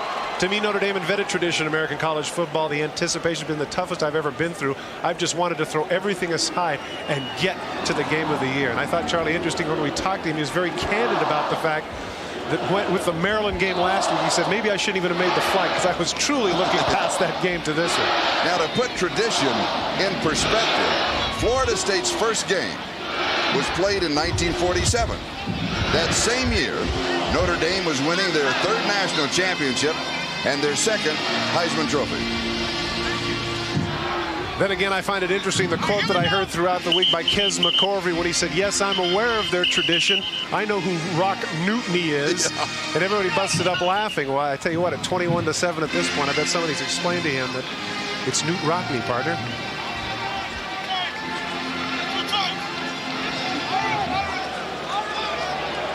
.125, time remaining first half. Very impressive there. The last 6 years, he's never been lower than 4th in the polls. Interesting that Bob Costas was talking with him earlier. Despite all the great things he's done, he said he'd be incomplete without that national title. 3rd down and short. And it should be there. Let's see where they mark it. They're going to spot it almost to the 32-yard line. And so that will be the first down for William Floyd.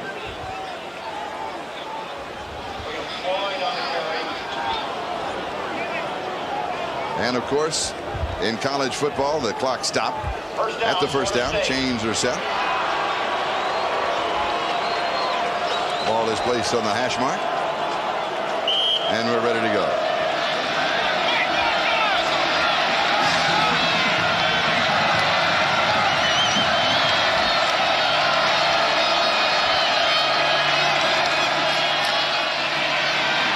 Ward throws far side. Pass is complete. Mark Vanover. He did not get outside, so Charlie Ward has to take a timeout. Bobby Taylor had the coverage. Talk about the short passing game. Notre Dame is content to let them do this. Let the people run underneath, make the 6- and 7-yard catches, and come up and make the hits.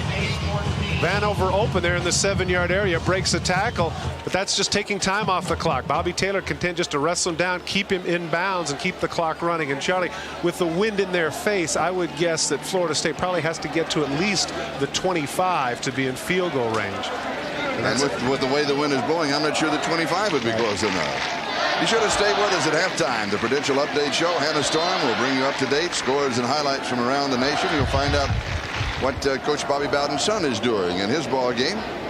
And Bob Costas will be on hand back here at Notre Dame Stadium to talk about the first half and to take a closer look at Charlie Ward. That's all coming up at halftime. There is a closer look at the freshman from Aurora, Colorado, Scott Bentley.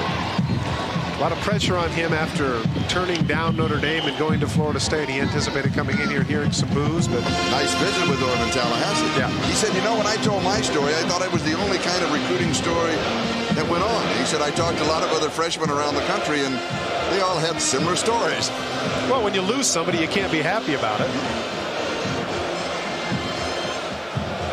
The cover of Sports Illustrated with the young man Scott Bentley.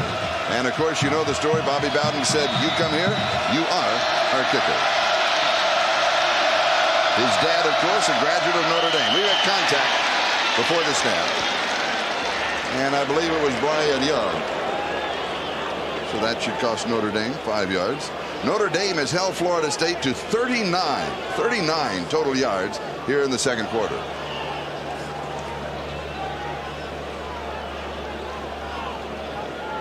Well, the wind truly has been a factor, needless to say. Ward so effective with the wind. Against the wind, nowhere near as effective. The two head coaches a study in contrast. No flag, no contact. And Lou's smiling for good reason. He's saying, wait a minute, there has to be. The ball wasn't snapped, the offensive lineman jumped back. Either that or he collided with him. It has to be one or the other. It can't be nothing. And he's right. Big look coming across, jumps across, but he doesn't make any contact. And of course, the ball snaps on. Hey, it had to be something. Can't be nothing. It is now officially nothing. Pass downfield is almost intercepted on the rebound by Jeff Burrows. McCorvey couldn't hold on to it, and neither could Jeff Burrows. Charlie Ward, you can sense a little frustration. Normally very placid and calm. Puts the ball right on the money here. Very catchable. A little behind. McCorvey can't quite come up with it. And Burrows, it surprised him that it hit him right there on the 9. That's not a drop. He didn't anticipate that. Charlie Ward, 11 of 20, 118. A touchdown and an interception. Don't forget that 5 for 5 of that was in the first drive, and since that time, Notre Dame's done an outstanding job defensing him. Third down and 4. And Ward goes for it all, and it is incomplete. Ran over the intended receiver, Bobby Taylor, had the coverage. He ended up out of bounds. It'll be fourth down. 41 seconds left. Notre Dame could have one more opportunity. A block kick, possibility. Big return, another possibility. That throw personifies the frustration of Charlie Ward and Florida State. 3rd and 4 with the short passing game that they have, and he throws a fly pattern. That shows right there that they're frustrated. And what Notre Dame shows here is they do not think that Sean Liss is going to kick. They did not have a return man, and now the Irish take a timeout. 41 seconds, that is the time remaining here in the second quarter. Now he's explaining to Burris, he says, why didn't you get back there? He says, well, wait a minute, you're supposed to put the punt return team on the field, coach. That's not my fault.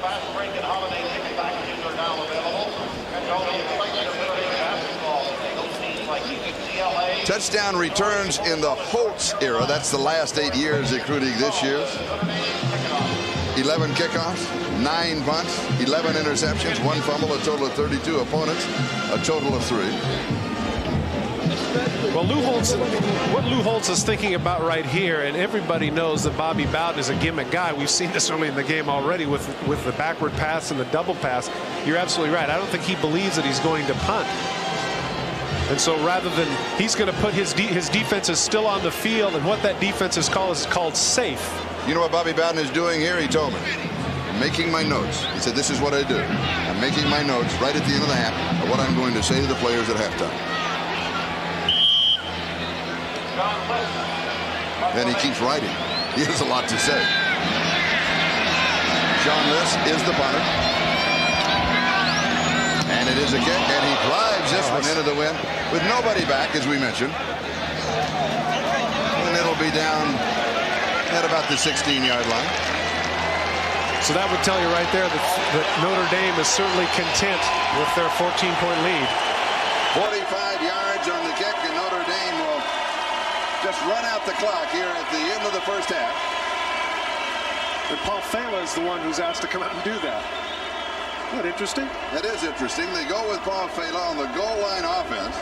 And now they go with him here, figuring short yardage. They're just going to run it out. He may just step back and down the ball. I say interesting because he's cold and he's been on the bench. And sometimes you don't want to have your cold guy come out and have to take a snap. And he comes to the near side, has a blocker in front, and he makes a move, and he comes to the outside. And he could well pick up the first down. 23 seconds still left. And a couple more moves like that, and Notre Dame's in field goal range. They have the wind in their favor as Charlie Ward looks on. Well, I actually think Lou Holtz would have preferred that he stay in bounds. And Bobby Bowden makes more notes for halftime. 28-yard line. Lou Holtz isn't making any at all. He's got to like the way things have gone in the first half.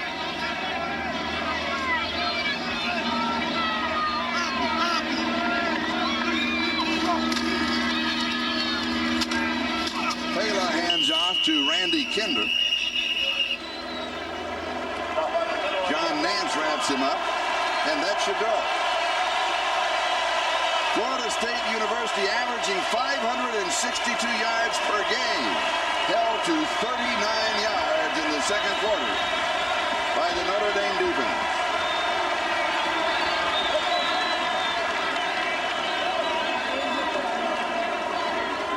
It is halftime here at Notre Dame Stadium.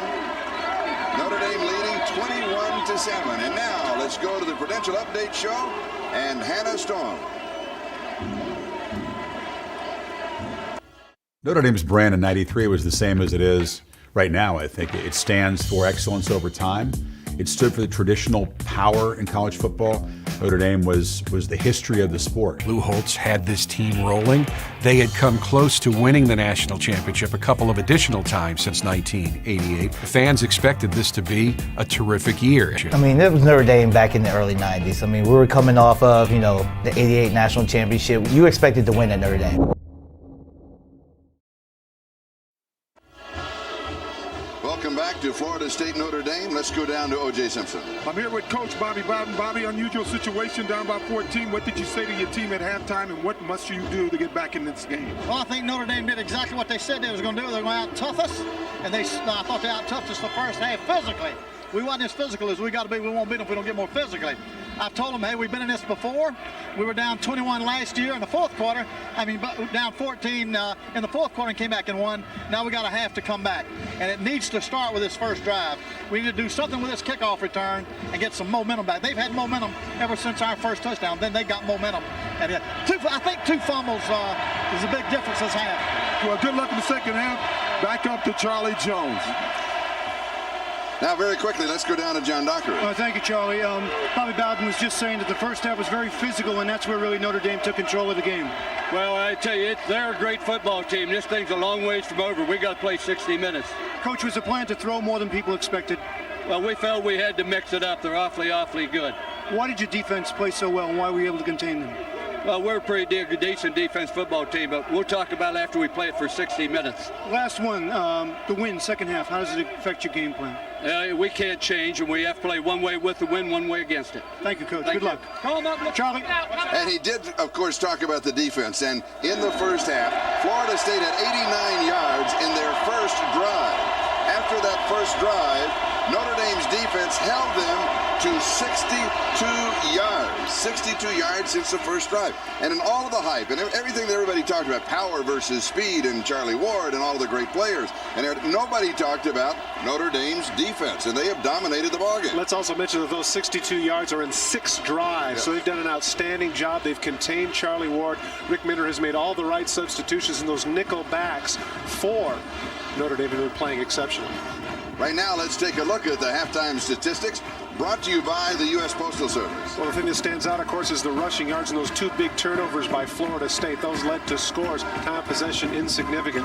Once again, Florida State has plenty of time to establish the run if they care to, but maybe they feel a sense of expediency and urgency starting the second half. A special award given at halftime here at Notre Dame Stadium is the Spirit of Notre Dame Award. It is awarded to Aaron Taylor. We mentioned this young man. He will be 21 years of age tomorrow. He comes from an outstanding family. This is his mother, Marty Taylor. Taylor. She is here. She accepts the award.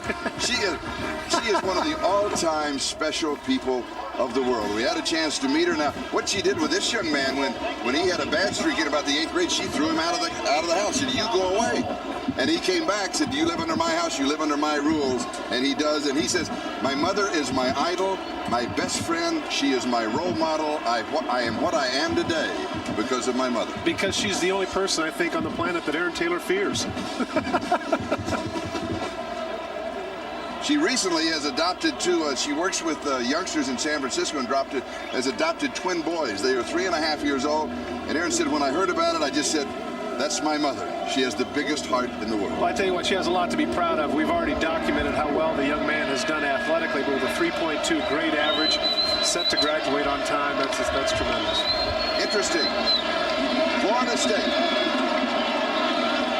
deferred, so they will receive.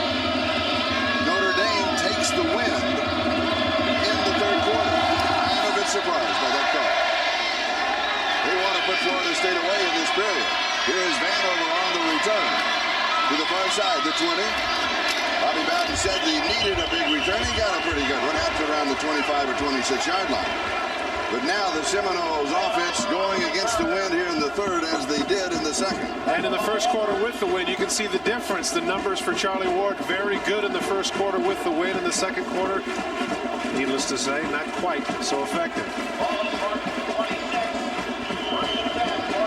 Now that is the top of the goalpost, so it's blowing. You can see it kind of whipping around. The winds are pretty true. This is not a very tricky stadium. We talked with John Carney, the Charger kicker, who, of course, was from Notre Dame. He said, you know, it's pretty solid. It's pretty solid. Says the grass sometimes is long, but you don't have to worry about tricky weather.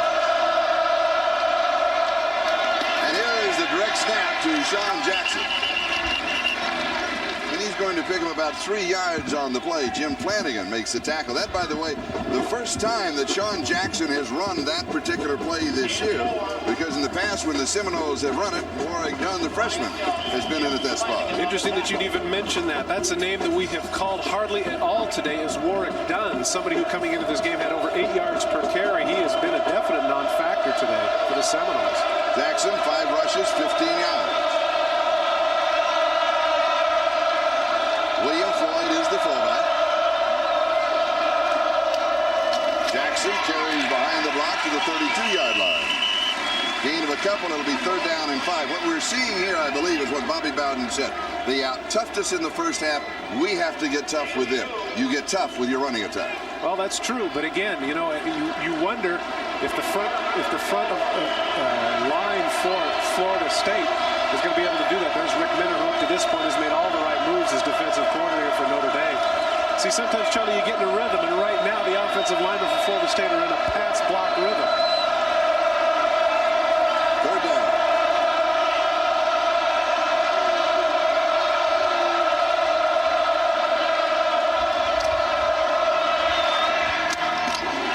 Incomplete, 35-yard line. Kevin Knox, intended receiver, and Greg Lane, bad ankle and all, had the coverage. It'll be 4th down. Bad pass route by Knox, too. Even if he comes up with the ball, he's a little bit short. You got to figure third and 4. You've got to be able to get beyond the sticks. So Sean Liss will be kicking into the wind. Michael Miller is the return man for Notre Dame. He's at the 40-yard line of the Irish. Not a bad kick, with all factors considered. And no return. 31 yards on the kick into the wind, and now for the first time in the 2nd half, Notre Dame will move on offense, and they will carry the wind with them.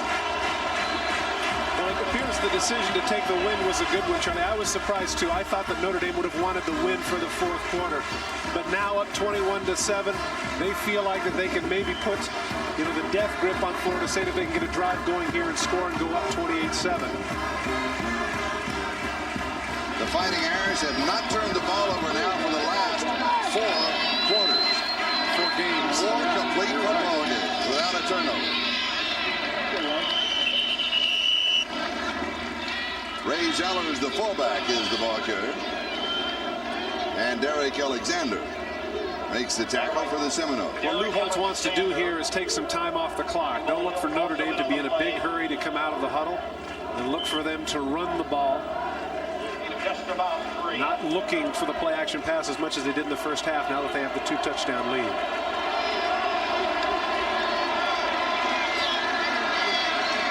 Second down and 7.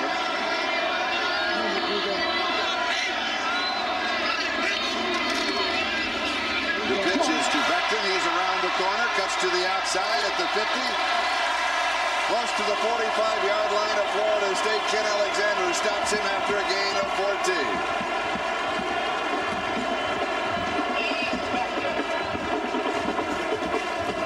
Option play to the left. Supposedly the team speed of Florida State was supposed to negate this, but there's no run support, and that's the reason why. Great blocking on the part of the wide receivers for Notre Dame, in this case Clint Johnson, who takes Sawyer completely out of the play. Becton now 16 carries, 93 yards rushing, only 7 away from 100. Which would be the 5th straight time, 5th straight game.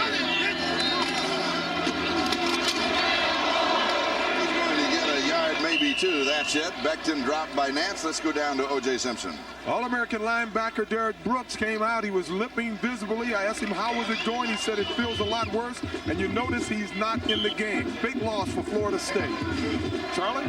Second down and 8, O.J. The ball at the Florida State 44-yard line. Inevitably what happens on days like this where it's windy and a little bit chilly, that thing starts to stiffen up. He doesn't have the flexibility and just can't go, regardless of the shoes. And here is Becton. 38-yard line, a gain of 6. It'll be third down and short. Todd Reball and Eric Smith make the tackle as we'll take a look at the blocking that offensive line of Notre Dame. 35-pound advantage per man, and they certainly use it. It's just not the size, though. Their techniques are good. Look at Oscar McBride downfield once again, sliding to the linebacker, making the plays. And Becton now right at 100 yards with 18 carries. That's a 5th straight game he's done that. Tying an Irish record. Third down and 3. He's trying to just squirt through. This is going to be close to the first down. Becton again, the ball carrier. Devin Bush makes the stop for Florida State. Again, the wind is a factor, and I say, this is the reason I say it, Charlie, is that on the 36-yard line you say to yourself, we're not sure. But because of the fact that Florida State has been so ineffective going into the wind, I don't imagine it's going to be a real difficult decision here on the part of Lou Holtz to go for it, and I almost guarantee there won't be a quarterback sneak. No, we saw that attempt in the first half. It was unsuccessful. So the change will come out. I think one of the things that we're seeing, you can go back to a quote of Lou Holtz when he said earlier in the week, we didn't win the lottery. Here's the first down. We got here because we're a good football team. We are 9-0. Well, I think the reason is because of the fact that they don't have a lot of high-profile players. I addressed the point to someone on a radio show. I said, do me a favor, quick, name 5 players on the Notre Dame team. And, you know, because last year they had so many high-profile people like Bettis and Brooks and Meyer, it was easy to remember that team. Now they have just a great team. Not a lot of individuals that stand out. First down, play action, throw, incomplete. That is the first pass of this drive. It was intended for Derek Mays. It'll be second down and 10. The ball at the 36-yard line of Florida State. McDougal not happy with himself. 6 for 12 for 64 yards. You say, that's not that big a deal, but the catches and the plays have been big plays when they've thrown the ball. Something that Lou Holtz stressed is the fact that even though it's not big numbers, they come at crucial times. Kevin McDougal, ironically, from Pompano Beach, Florida. He said, I wanted to go to school out of state. He said, if I went to school in Florida, I'm an only child. Mom would have been there every day. Here is Becton. Becton to the 30-yard line. Gain of 6. Todd Reball and John Nance with the stop. And it was interesting that when you said that, looked over his shoulder to his dad, and his dad was in the room. His dad goes, yeah, that's right. He nodded. Yeah, he would have been there. That's true. Third down and 4. The ball at the 30-yard line.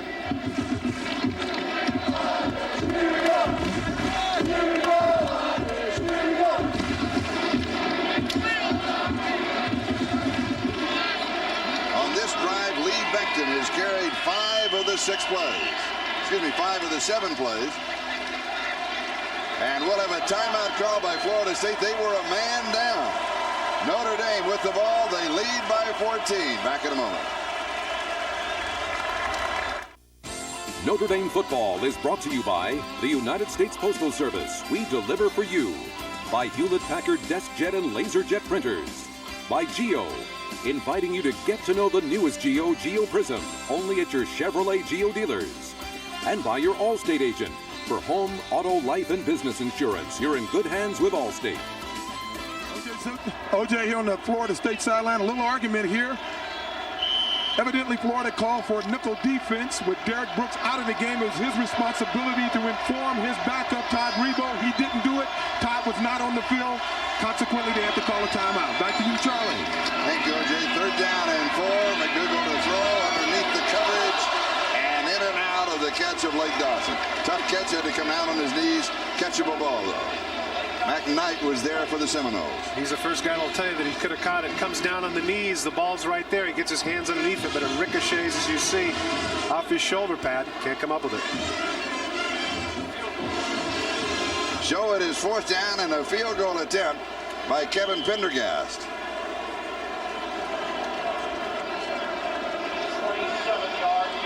47-yard field goal attempt.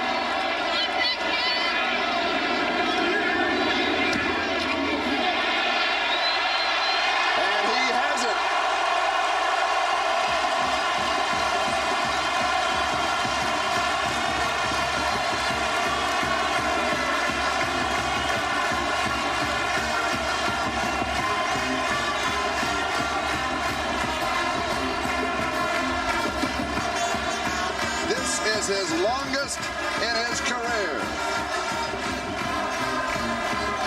24-7 Notre Dame.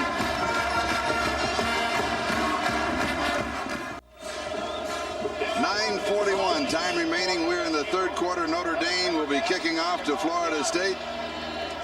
The Irish up 24-7. Number 80, Tamari Vanover. Number 15, Philip Riley, who is the fastest Seminole. Are the return men for Florida State. It has turned out to be an absolutely gorgeous afternoon after rain had been predicted all week long. We had a little drizzle in crowds this morning. They've been blown away. And here is the catch. And Riley will step out on the edge of the end zone, down it, and we'll have the touchback. We'll bring it out to the 20-yard line. You've seen some great shots today, and here is one of them looking down at Notre Dame Stadium. What an awesome sight. The Spirit, based at Goodyear's corporate headquarters in Akron, Ohio, is 1,000 feet over the stadium and traveling at a brisk 9 miles per hour. So tell me again, what game were you doing at that first blimp hop? I forgot that. It's number 1 and number 2. Florida State now from their own 20-yard line, 1st down. So that would have been Carlisle, Pennsylvania, and Yale. William Floyd and Sean Jackson are the running backs along with Charlie Ward. He is in the gun. Play action fake. Throws, has a man wide open. It's Kaz McCorvey. And McCorvey across the 35. He'll be out of bounds around the 37-yard line. He'll pick up 17 in the 1st down. The first flash of offense for the Seminoles since the first period. Misdirection play has Notre Dame going, and look at that. Young even got a piece of it, batted the ball, and McCorvey is able to make the catch coming downfield. Young looked with frustration. He thought he batted that one down. McCorvey, good concentration. Misdirection fooled the linebackers of Notre Dame. His 3rd reception for 46 yards.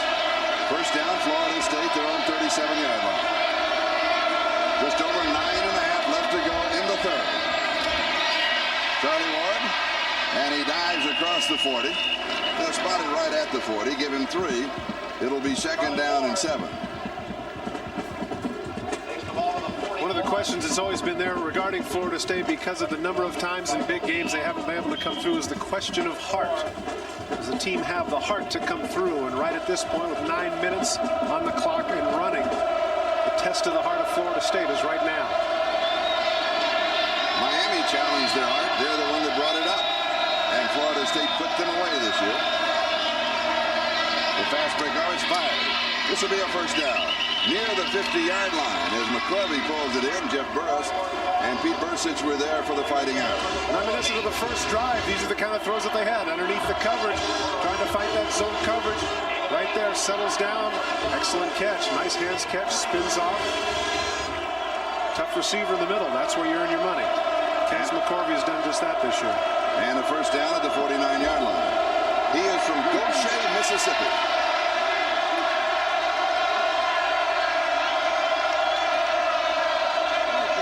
And the inside handoff is to William Floyd. And Floyd matches his number as he goes to the 44-yard line. Ryan McGee and Justin Goheen stop him at that point. I think after the field goal, Notre Dame got a little flat here. Even though they have the wind with them, a 17-point advantage, get a little bit confident. And now Notre Dame back on its heels a little bit, and Charlie Ward and his teammates are taking advantage of it.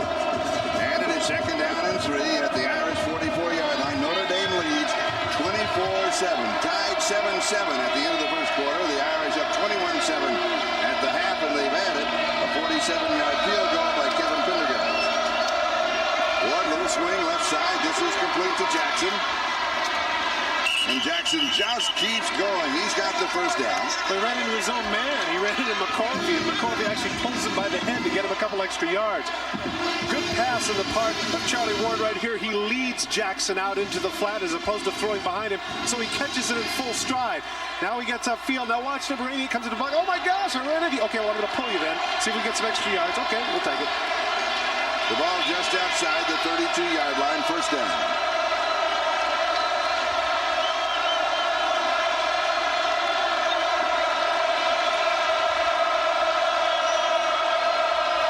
And now they'll move to the eye with Charlie Ward up under center.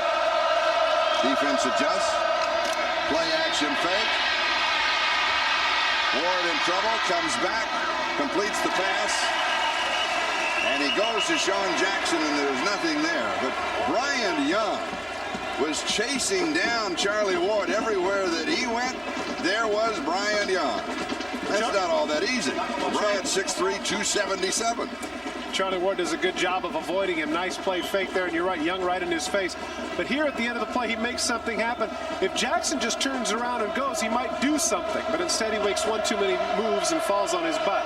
Right here, if he just turns and goes instead. But the grass. Yep. Letterman mentioned the slick grass that Newholtz told us about. He said, well, the spot is on that far sideline between the 30s. And he got caught in that Bermuda Triangle of slick grass. Second down and 13. Charlie Ward, he's going to run with it. And he goes sliding just shy of the first down. Let's see where they make the mark. Now, that's interesting because the side judge came in and he actually marks the ball where he started his slide. That's an NFL thing. See, in college, where it is where you're actually down. So spotted at the 24. Here's another look. Take a look at where he's actually down as opposed to where he begins his slide. Where is he down? Okay, he starts his slide right here. He's down right there. Should be at about the 23-yard line. Instead, it's at the 24. And now they have 31. They have to mark it there. When his knee's down, plays dead. College football. Boom. There's the ball. Spotted there. Third down, 2. This is a throwback pass to Charlie Ward. And he was looking for a bit of an opening to cut back. I think he may have thought he was at the 10 rather than the 15. He knew he had the first down. And I think he wanted a little bit more yardage. Hey, man, when it's number 1 against number 2, you got to do some funky things. Here it is.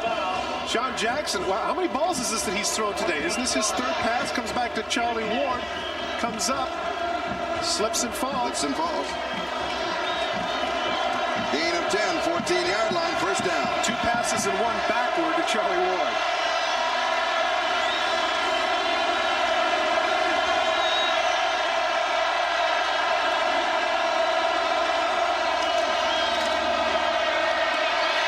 Screen set far side, and sliding was William Floyd.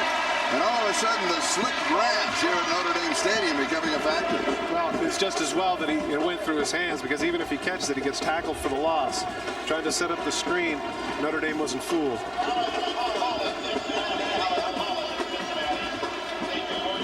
And Warwick Dunn now comes into the lineup. We haven't seen that much of this freshman, but he is now into the offensive set.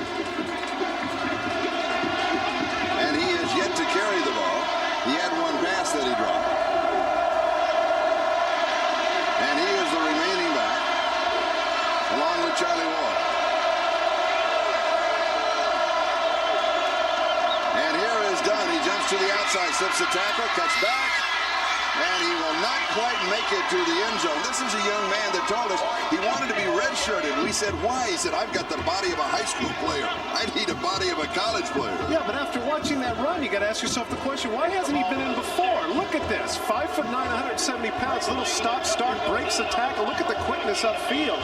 Clearly, he is somebody. Look at him running right over the top of people for being 5'9", 170. He is strong. Why is it that now, with 5 minutes left in the third quarter, that's his first carry? Why ask why?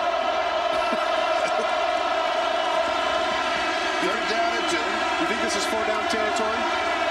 Without a doubt. 11th play of the drive. And here's a little swing. Left side here is done again. He dives for it, and he's got it. Touchdown, Florida State. I'm going to say it again. I don't know why they haven't gotten this guy the ball sooner. He goes out in the flat and just puts on a burst of speed that the backers of Notre Dame haven't seen in the first 2 quarters. Why is Warwick Dunn just now getting the ball? And he scores his 8th touchdown of the season. And for Florida State, that is their first score since the 7-minute mark of the first quarter. And we have 4:45 left in the third. 80-yard drive in 11 plays. And the extra point is good by Scott Bentley. And so with 4:45 left in the third, the margin has been cut to 10. Notre Dame leads it 24-14. Quite simply what they want is they want Dunn on a linebacker, and this is a mismatch in the open field. Just cuts to the outside. It shows the speed, and now we have a ball game because Florida State now only down by 10.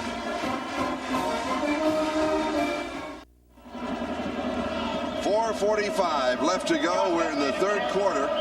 Florida State trailing now by 10. Lonnie Johnson will hold the ball for Scott Bentley because of the win. And here is the kickoff going to the far side, and then stumbling with the ball is Ray Zeller. Now let's go back to the touchdown. The speed that we're talking about, just to the right of your screen, when the play begins, you're going to see Justin Goheen come to Charlie Ward. Then he's going to have to come out to Dunn. Take a look at regular speed, the quickness and the move right there at the end by Dunn. There's 54. Now he comes out, little fake, bye.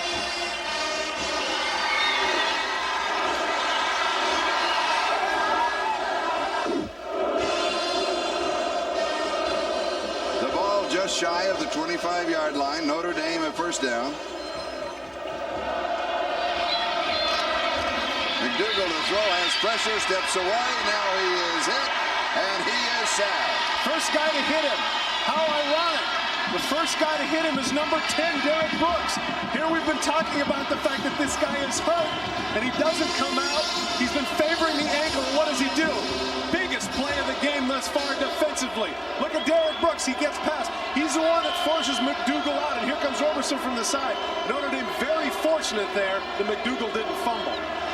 Counting the sack in, McDougal now is 1 for his last 6 attempts. You can see him limping on that like it's killing him, but finally just said, forget it. I got to play. I got to do it. Second and 18. Straight shot up the middle. Zeller's a fullback. Nothing is there. Boy, oh boy, what a hit. Maybe a yard spotted at the 17. It'll be third down. That was 17. That was Alonzo Horner on the hit inside. He was the one, if you recall, earlier in the game was the man that made the stop on 4th down on the quarterback sneak. Take a look at number 40. Pow, head on. Right in there, right on Zellers. Big third down play now for the Irish.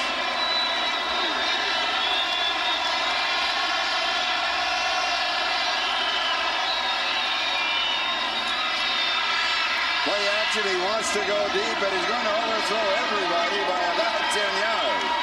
Michael Miller, the intended receiver, he picked up double coverage along the way. Florida State holds. Notre Dame will be kicking, albeit with the wind. And clearly, even with the wind may not have shifted as yet, but the momentum clearly has. Now, Adrian Jarrell is the punter. It used to be Rob Leonard. He was hurt in the pit game. He didn't punt in the pit game. Somebody jumped on his foot during a celebration. Ryan Ford kicked in the Southern California game. He didn't do all that well. Jarrell is the only punter that Lou Holtz says has been able to kick it over 20 yards during practice this week. And unlike last time, Corey Sawyer needs to make the catch. He can't let it pass. What a carry! Oh! Jarrell comes through back in the 25-yard Flag is down.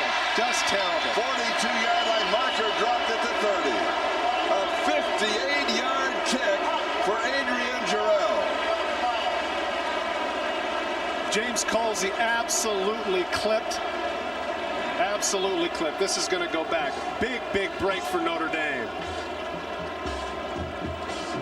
Flag was dropped right at the 30-yard line. Bobby Taylor is the sprinter for Notre Dame on the left. He comes down, gets hammered in the back by Colsey. We have a block in the back by the receiving team after change of possession. That'll be a 10-yard penalty from the spot of the foul. First down. So not only then is it a 55-yard punt. Take a look at the 10-yard advantage. Right here at the bottom of your screen, Bobby Taylor is there. He's the one that's going to get clipped. Right there running on the numbers. There it is. There's the block. Right in the middle of the back. And we'll step aside for a moment. Don't go away. It's number 1 and number 2.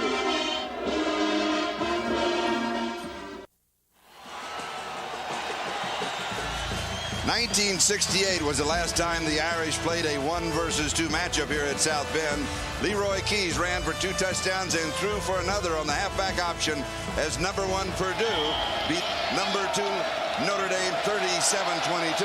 Right now, number 1 Florida State trails number 2 Notre Dame 24-14. Florida State will start from their own 20-yard line. And Warwick Dunn is the tailback. And waiting for Dunn was Brian Hamilton. Picture-perfect tackle.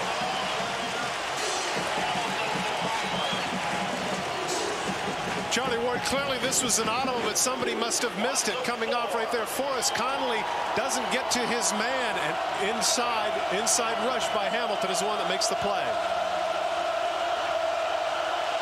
Dunn doesn't have any chance. Loss of 4, 2nd and 14. Down to the combination of that punt and penalty, 62 yards. Big change in field position. Big advantage for Notre Dame. Good protection for Charlie Ward. Slips and slides. Now he throws incomplete. He was going to Matt Fryer, and he was decked by Greg Lane. It'll be 3rd and 14. This is when he's dangerous, when he rolls out, and that enables some receivers to get free. But watch the hit that Lane puts on it. Throws a little bit behind. And Charlie Ward even acknowledged the fact that it was my fault, but give Lane credit. He comes up and puts the hit on it. On the touchdown drive, Ward was 6 of 7 for 50 yards. He carried twice for 15. But now he faces 3rd and 14, trying to crank up another drive here in the second half. And remember, 3rd down, they'll be kicking into this 20-mile-an-hour wind. We'll have a timeout. Florida State takes their 2nd timeout of the second half. The noise a factor. Remember we mentioned earlier they were this season flashing the signs in with crossed arms and signals, and Bobby Bowden told us, well, we figured everybody's looked at it. They picked a lot of it up, so they're going to do it all by shouting. Pass it on, word of mouth, and with the crowd here, perhaps that becomes a problem. No, I think the problem was that they didn't have a 3rd and 14 play. I mean, that's not one that's that easy, man. I'll tell you what's easy. Let's go down to John Dockery. That's easy for us to say. Yeah, Charlie, Todd is right on the pulse of this game because defensive line coach Mike Turkovac said the exact same thing, that they have to watch out for number 28, Warwick Dunn. He's a man that can make things happen. He was talking to his defensive lineman, Bryant Young, Jim Flanagan, Brian Hamilton and company, saying, look, you got to spy him, you got to shadow him. When he gets the ball, we got to contain Warwick Dunn. So, Todd, you're on the button. Back to you guys. When we talked with Warwick Dunn in Tallahassee, I noticed he was wearing a Snoopy watch. And I said, why the Snoopy watch? He said, everybody else has a Mickey Mouse watch. I want to be different. Well, the Seminoles did Mike Turkovac and company a favor by not playing Dunn in the first half. He has a couple of carries and 4 yards rushing, 1 reception for 6 yards. That quick burst and the touchdown.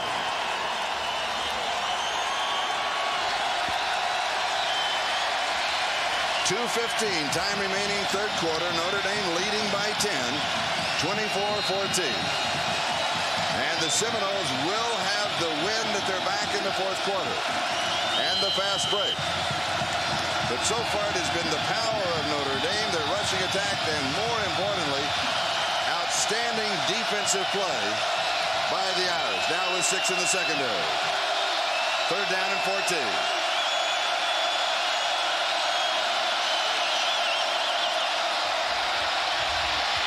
A screen far side. It is done. He needs another 5. He's going to come up short. He'll pick up about 9 yards on the play. And Brian McGee stopped him at the 25. Good job by the Notre Dame defense, knowing in this case 3rd and 14. Sure, we'll give up the short play. Actually, a very good call on the part of Bobby Bowden, the offensive people there for Florida State, because at least in this case, they picked up 9 yards in field position, give Liss a little more room to punt. 4th down and 5. Number 6 is Michael Miller, the punt return man for Notre Dame. And a good into the wind. Wow. Fair catch. Taken at the 34-yard line. 41 yards into the wind. Now, why a fair catch in that situation when you know you've got the wind going your way? You've got to catch the ball and run. Give Liss a lot of credit. That's tough. Kick into the teeth of a 20-mile-an-hour wind to get that kind of distance.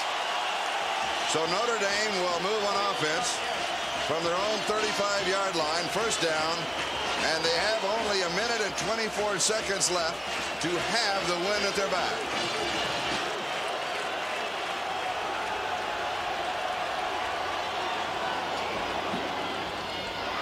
And here is Becton, and he slips down. He tried to make his cut to the outside.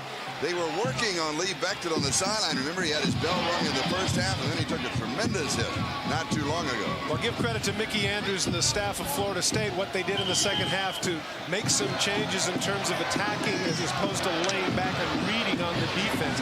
Now you've got people going forward and attacking some of the gaps, and that's creating some of the problems that Notre Dame has had in the running game the last 2 series. 2nd down and 12.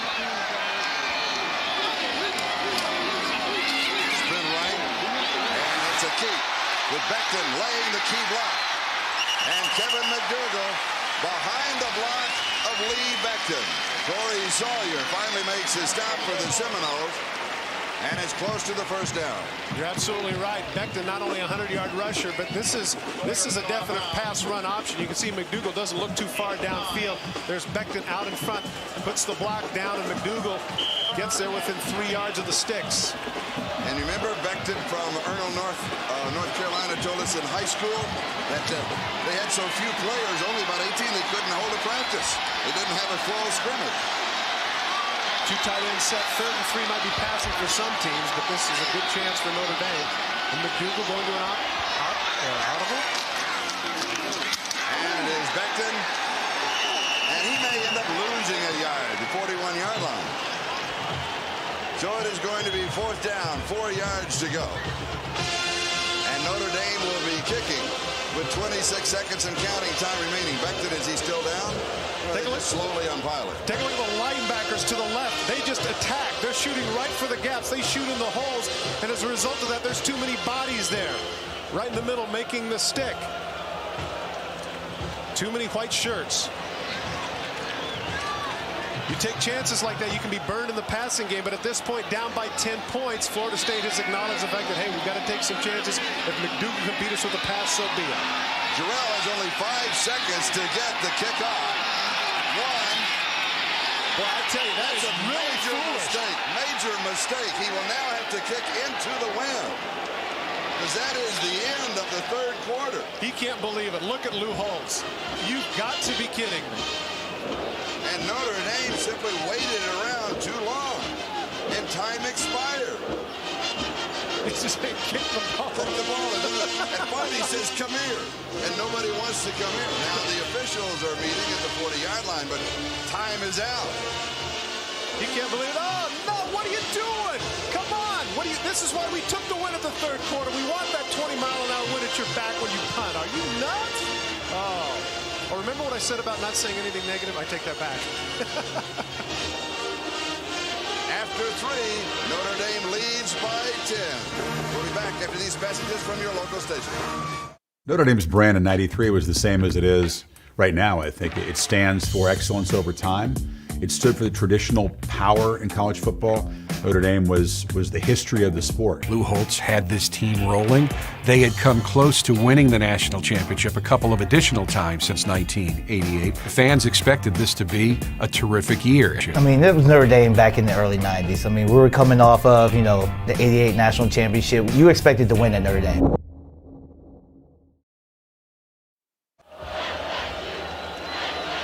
As we come back, a big mistake by Notre Dame followed by a big gap. Of course, that's the commercial break after the third quarter. And I tell you what, it would be interesting. I don't know if Lou Holtz has the guts to do it, but this would be a fascinating time for a fake punt. Jeff Burris is the up back.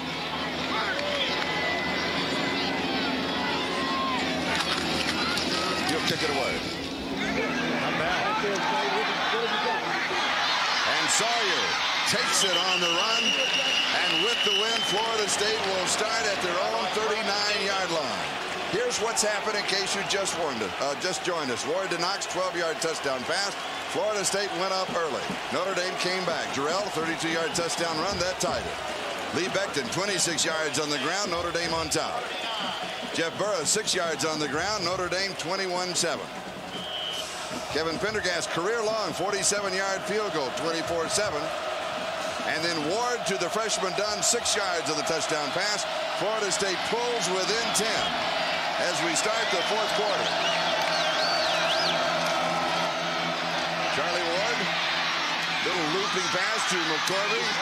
And McCorvey, he's going to pick up a first down. McCorvey on the slant route, I mean way underneath. He got bumped underneath by the linebackers. It's a good thing Ward saw him because he just missed getting sacked. This is a great athletic play. Thrown to his left, McCorvey makes the catch. He gets run down by Bursich, but not before he gets within about a half yard of the first down. They mark him down at the 48, so it is second down and 1. Hernandez and Conley are into that offensive line. Dunn is in the backfield. Oh, Shawn Jackson is in the backfield. Here is the pass downfield. And this again is to Kez McCorvey. He has really been the go-to guy for Charlie Ward. And we mentioned that from the very top. Look at the great hands that he has here. The linebacker is going to hit him. Look at him stand and catch the ball. And just as he's hit, look at that. He still hangs on to the ball even though Bursich hits him right in the middle of the back. That's great hands, great concentration by the youngster from Mississippi. Notre Dame, 46-yard line, first down, Florida State. Charlie Ward to the right, has it protected, throws downfield, pass is complete. Guess who? Kez McCorvey. It'll be a first down. Jeff Burris and Brian McGee were chasing him. Roll right. You're going to see underneath. He's just going to run an out route. McGee can't cover him from the inside. He's already given up 3 yards. Puts it right on the money, and McCorvey with the first down. 33-yard line. Oh. Right past the outstretched hands of a fighting Irish defender. So he threaded the needle. It's a first down at the 33-yard line of Notre Dame. Lots of time. 13:48 remaining. Ward, little swing near side. Shawn Jackson. Jackson just plows ahead near the 25-yard line. He's going to be a couple of yards short of the first down. Brian McGee and Bobby Taylor make the tackle. And what Shawn Jackson did that was smart right there is that instead of trying to make moves and slip on the grass, he just lowered his shoulder, broke a tackle, got a couple extra yards that he wouldn't have had if he was trying to juke and jive. Second down and 3, and Warwick Dunn is in the ballgame. Dunn comes in, Jackson comes out.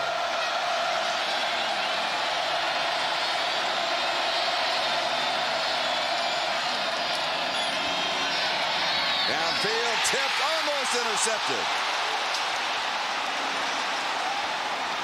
McCorvey, the intended receiver, and Burris. Oh. Now he's got to be frustrated because this is at least the third or maybe even the fourth time he's had a chance at an interception.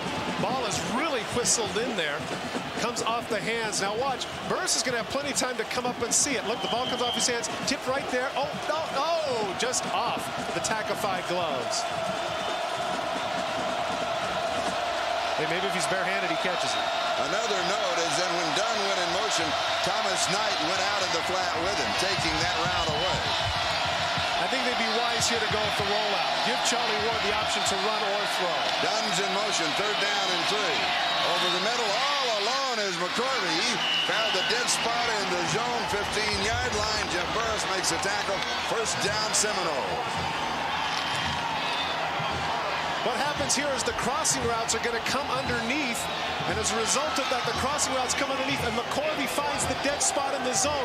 The linebackers pick up on the crossing route. Watch in the middle is McCorvey wide open. Look at all the grass right here that enabled McCorvey to get the catch.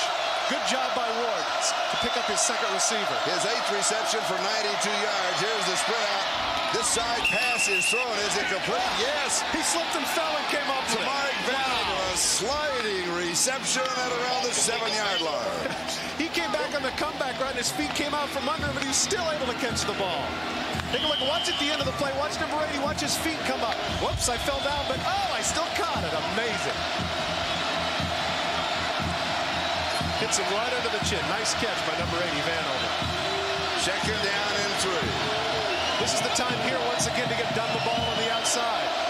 After people cut to the outside, give Dunn a chance to go one-on-one with the linebacker like he did last series. Direct snap to Dunn. They were waiting for it. That's the 2nd time we've seen the play in the ballgame. The first time we saw it was to Sean Jackson, first time that he has run it this year. And that time it only went for 3 yards. I know that they don't like to huddle, but this really would be a big time to huddle up and say, hey, look, let's be sure of this play. That was a big loss there because now at 3rd and 7, running out of field to play with, this is a crucial call. Once again, Jim Flanagan having an outstanding game for the Irish in on a number of big plays. Remember, he was the one that stripped the ball from Knox at the end of the first half. 3rd down and 7, a loss of 4 on the play. Ward better hurry. Over the middle, pulled down, but the 7-yard line. It is Vanover again who makes the reception. Now here's an interesting point. I'll be interested to see what Bobby Bowden wants to do. Clearly they're down by 10. They're going to go for the field goal. And here is Scott Bentley. The youngster featured in Sports Illustrated. By now, I think everybody knows that story. He has one attempt wide right from 54 yards away. Let me say here, Charlie, even if he does make the field goal, Notre Dame made somewhat of a stand. The momentum clearly had shifted to Florida State. 24 yards away, and it is good. So Scott Bentley hits from 24 yards out, and Florida State has 3 more. They fall within a touchdown and an extra point with 10:40 left to go in the ballgame. It wasn't pretty, but it was good. And we'll be back with the kickoff in just a moment. You don't want to miss this one. Notre Dame football is brought to you by the United States Postal Service. We deliver for you. By State Farm Insurance. Like a good neighbor, State Farm is there. By GE. From power generation to medical systems, we bring good things to life. And by the new Chevy S-Series line of trucks. So new from the inside out, everything else is history. You're looking at the face of Scott Bentley, who just split the uprights from 24 yards out to pull Florida State within 7 of Notre Dame, and he will now be kicking off. Clint Johnson is the deep back on the return. Seminoles with the win. And he nails this one, and it will be taken out of the end of the end zone for the touchback, and will bring it out to the 20-yard line, where Notre Dame's offense will come out with 10:40 left to go, and they have a 7-point lead. And clearly this is the time where the offensive line has to reestablish the dominance that they had in the second quarter, even though they do not have the win. The play-action pass that was effective for them during that period of time, that was with the win, and now they don't have the win. They have to get their ground game going again here. They can ill afford to go 3 and punt. Kevin McDougal is the quarterback, with Ray Zellers the fullback, and Lee Becton is the tailback. And that could be a backward pass. It goes as a lateral. Doesn't make any difference. Becton cuts back. He has the first down. He is horse-collared at around the 35-yard line by Richard Coase. He's going to pick up 15 on the play. Big first down. And the first passing yards for Notre Dame in the second half. Give Lou Holtz a lot of credit. This is the play that they had in the first series of the game, if you recall, when Becton on third down got the first. Nice one-handed grab. Poor job in the secondary of coming up to make the tackle. Yeah, he gets him down there, but at the 35 yards, big first down play for Notre Dame. Gain of 15. Zeller takes a step back, and he has the ball in a couple of yards. That's going to be it, as Ken Alexander was there to cover him at the 37-yard line. It'll be second down and 8 yards to go. Notre Dame 24, Florida State 17. For Notre Dame, that completion just a moment ago was their first completion since the second quarter, with 3.5 minutes to go in the second quarter. There's the man right there that the pressure's on here in the fourth quarter, talking to his son Skip. We've got to mix it up. We can't be predictable. We can't just jam into the middle because they've been stopping our run. What is it we're going to do? Second down and 8, we're going to throw. Here's the quick out. Miller, touchback, 45, 50. 48-yard line of Florida State. Richard Coles and Derek Brooks with the stop after 19 for Michael Miller. Once again, a great call by Holtz, and Holtz coming out. Fairly safe pass, and Mike Miller, all 5'7", 152 pounds, who follows behind a great block there. Leveling the quarterback, enabling him to get downfield. Derek Mays with the big block to spring Miller. And now the handoff is to Becton. And the 45-yard line. So he picks up 3. It'll be second down and 7. Notre Dame averaging 15 passes a ball game. In this ball game, Lou Holtz told us, I could go as high as 25. He has gone as high as 16 right now with 9 minutes to go. Never bigger than those last 2, though, Charlie. Second down and 7. Notre Dame 24, Florida State 17. Tied at the end of the first quarter, 7-7. Notre Dame led at the half, 21-7. Florida State trying to come back. Rolling left, throwing, and it is incomplete. Adrian Jarrell, the intended receiver, and Tristan Abraham picked him up. Now it's third down and 7. There's the man who wants to establish his own identity. And nepotism has nothing to do with the reason why that man is the offensive coordinator for Notre Dame. In fact, he reminded us, I was the first Holtz that was here. I was here before Dad got here. And if there's been a bigger call in the game, I don't know what it is. Right now, 3rd and 6. He's got to come up with something special. Notre Dame only 3 of 10 in third down opportunities in this ballgame. Slot far side with Miller in the slot. 3 wide receivers in this package. Coming with the blitz, corner blitz. Pass, Dawson holds on, first down. Lake Dawson. A gain of 14. His second reception. Here they come off the corner. They took a chance, and they came with some extra people. That enables Dawson to come down. Look at the adjustment that McDougal makes. Coming to his left, he comes back. A little bit off. There, he pulls the ball back. Still throws off the wrong foot. And for Lake Dawson, who had dropped 2 passes earlier, sweet revenge. And a tendency to say, great Lake. First down. I apologize. I'm sorry. That's all right. Play action fake option. Here's the pitch. It is Becton around the corner. 20 and then pulled down from behind.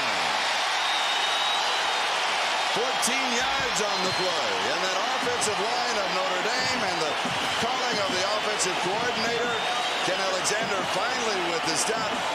But the Irish clearly on the attack. Just as significant as the run of Becton is the clock now is becoming the ally of Notre Dame. Under 8 minutes and running. The option had not been particularly effective, but they bring it back, change things up. Now they're definitely in field goal position once again. There's Brooks, goes down with the ankle hurting him a little bit. Not in pursuit, enabling Becton to get some extra yardage. First down at the 17, slipping a couple of tackles, lowering his head. Wow. It's Ray Zellers as he plows through the Seminoles. Alonzo Horner and Clifton Abraham finally stop him. 11-yard line. Remember earlier in the game, Ray Zellers ducked under a couple of arm tackles when it looked like he was tackled in the middle of the field. There, he breaks at least 2 or 3, showing the power running from the fullback position.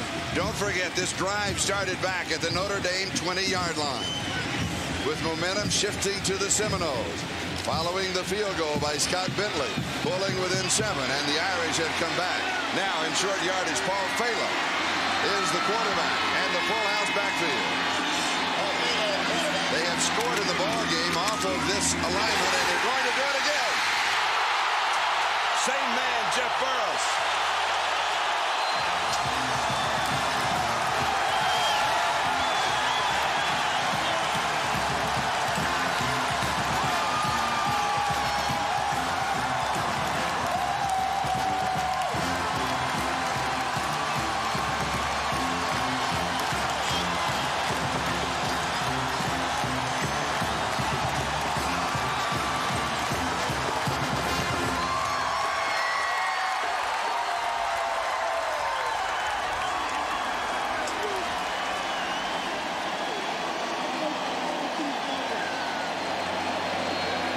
Holding a conference. When we talked with Jeff Burris, he said he dreamed that he would have an interception and return it for a touchdown. Well, dreams are made of 2 carries, 17 yards, 2 rushing touchdowns. And for Jeff Burris, dreams do come true.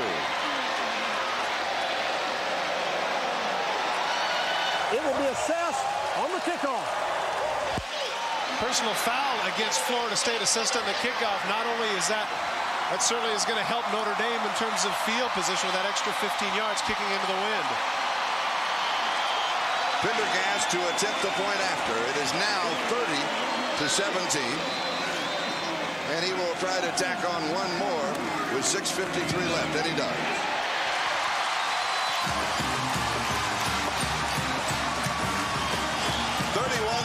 Notre Dame. 6:53 left to go in the ballgame. It might not have been his day for interceptions, but it has been for rushing touchdowns. There he breaks 2 more tackles, running right through the arms of the Florida State defenders. Jeff Burris, 2 TDs. That's a happy man.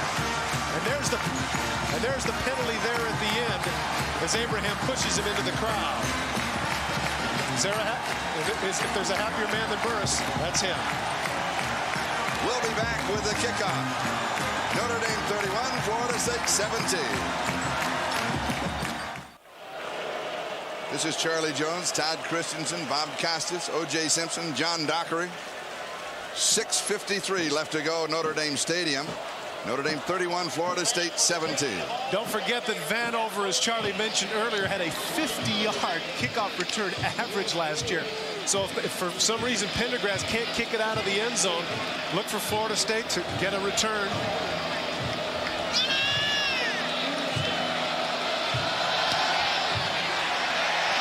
The wind catches this one. You could see 5 yards deep, and he was kicking from the 50-yard line. It's a touchback out to the 20. First play of the drive. The momentum is all Florida State's. The crowd is quiet, and they're going to run the ball. Right, wrong. Fake to Zellers. Come out to Becton. You could argue that that might have been the biggest play of the game because both the Holtzes decided we have to attack. We can't lay back. That changed the course of Florida State's defense. Huge drive for the Notre Dame Fighting Irish. The ball at the 20-yard line, 6:53 time remaining. The Seminoles with Warwick Dunn, the young freshman in the backfield with Charlie Ward. And they'll go with the 4 wide receiver package. 4-man rush, running room up the middle. And Charlie slides across the 30. They'll mark him down at the 31-yard line. He'll pick up the first down. That does a couple of things. Gets the ball upfield, stops the clock, the move to change. Now with 6:44 left to go. One of the things about college football, because they do stop the clock with the chains, if they can get 4 or 5 quick first downs, not that much time will go off the clock. Rolling right, going deep, trying to get it all, and it is overthrown. Tamarick Vanover, the intended receiver, and Charlie was about 4 yards over his head. It'll be second down and 10. Back at the 31-yard line. Wynn pushed that one a little bit deeper than Charlie Ward wanted. Jeff Burris had the coverage. So we'll bring it back. 6:34 time remaining. One of the issues here during the drive is the fatigue of the defensive backs for Notre Dame. You see in the back, you see Burris and Taylor with hands on hips. When they throw every down, that could be a factor. William Floyd and Warwick Dunn now in the backfield with Charlie. Ward swings near side. This is the fullback Floyd. And he's going to go out around the 35 or the 36-yard line. So it'll be 3rd down and about 5 yards to go. Greg Lane was there for Notre Dame. So all of a sudden the Seminoles face that very crucial 3rd down situation. Well, it is, but the offensive people for Florida State have to be conscious of the fact that we're in 4-down territory anyway, down by 2 touchdowns with 6 minutes left. So they're adjusting their play calling to the reality that they have 4 downs here. They're going for it. This is 3rd down and 5. The margin 11 points. Pass is incomplete. Going up for it was Matt Fryer. He could not come down. Brian Hamilton was putting the pressure on Charlie Ward. Bad choice rolling to his right and having to come back. He sidearms it across his body and across the field. Tough catch. No way Fryer could come up with this one. Shawn Wooden had the coverage for Notre Dame. What? I can't believe this. 6:22. Bobby Bowden feels that's a lot of time. Sean Liss will be kicking. Yeah, it is a lot of time. But the point is that even if he kicks the ball deep, they're going to take some time off the clock with their running game. I don't like this. I think he's got to go for it in this situation. This is the 6th time that he has kicked in the ballgame. Notre Dame has everybody up close. They do not have a return on. We are looking for a possible gadget play. It's not there. Here's the kick with the win. It's a good one. And Miller calls for the fair catch. Now, he did that before. He's got to be doing that on instructions from the bench. 46 yards on the kick. We'll be back in a moment. We're looking down at Notre Dame Stadium from the Goodyear Blimp Spirit, one of 3 blimps operated by the Goodyear Tire and Rubber Company. And you might have noticed the lights are on here at Notre Dame in the 4th quarter. Our special thanks to Musco Light for bringing in their portable lighting towers, brightening up our pictures as darkness begins to set in here in South Bend, Indiana. Boy, the lights are really good, too. 6 minutes and 14 seconds. That is the time remaining. Notre Dame with the football at their own 19-yard line. To segue the lights, however, Charlie, I think the lights are out on the Florida State sideline by not going for it on 4th down. With 6:14 left, Notre Dame doesn't have to get a 1st down. All they have to do is run some time off the clock. Also, the fact that Florida State only has 1 timeout left, so it's not as if they can stop it. And here is Lee Becton, and he is swarmed under at the 18. He will lose a yard. The defense led by James Roberson, number 47. So it will be 2nd down and 11. In the first 9 games of the year, the Seminoles defense gave up 2 rushing touchdowns. Today, Notre Dame has scored 4 rushing touchdowns against this defense. Notre Dame leading 31-17. The margin is 11. And like Todd said, they're going to be content here just to run some time off of the clock. But don't forget, a field goal, a touchdown, and 2 points, and you're tied. It's a reach right now against the time. No, they have to score 2 touchdowns here, Charlie. Why can't they score a touchdown, go for 2, and kick a field goal? They just don't have time. They don't have time to score 3 times. They have to kick 2 field goals and get a touchdown and a 2-point conversion. A touchdown, a 2-point conversion, and a field goal. That's 2 scores. Right? 8, 9, 10, 11. They're down. Excuse me. My math is off. They're down by 14. You're right. Excuse me. Quite all right. That's okay. I'm excited too. It's a 14. I said 11. There it is. Let's make it official. It's 14 points. Offense. 3rd down. And that's the dead ball delay. Of course, they want to use up as much time as possible. 5 minutes is the time remaining.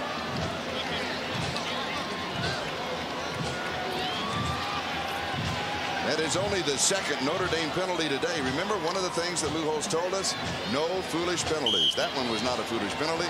They're just taking more time off the clock. 4:57. Now it starts to count down again.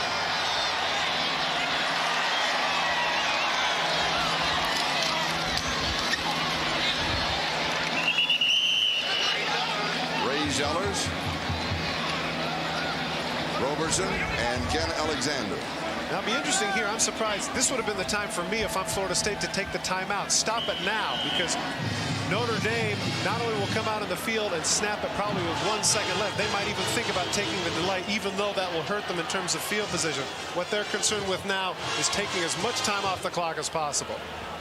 12 seconds and counting on the 25-second clock. Florida State has everybody coming. They do not have anybody back. Kick is not all that good. And will be down around the 46-yard line. Now again, he would have been smart there just to let the ball go, because as long as the ball is going, there's time off the clock. Not only, as you mentioned, 10 seconds left on the thing when he snapped the ball, but there when the ball bounced, let the thing roll. Take some more time. Now there's 4:05. And as you mentioned, that could be enough time to get 2 touchdowns. 4:05 left in the ball game, and Florida State has good field position. They will start at the Notre Dame 45-yard line.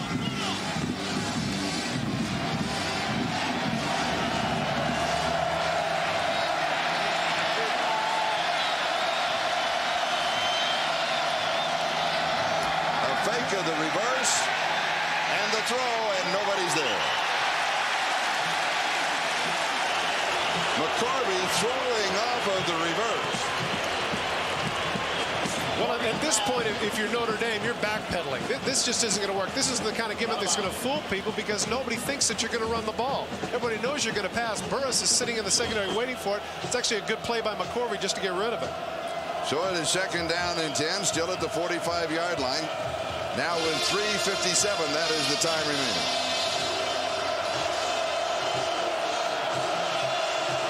Florida State down by 14.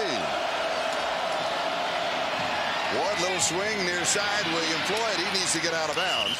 And he does, and he is dead. Oh, that's got to be a penalty. And that is a penalty. Good call. It was. 40-yard line.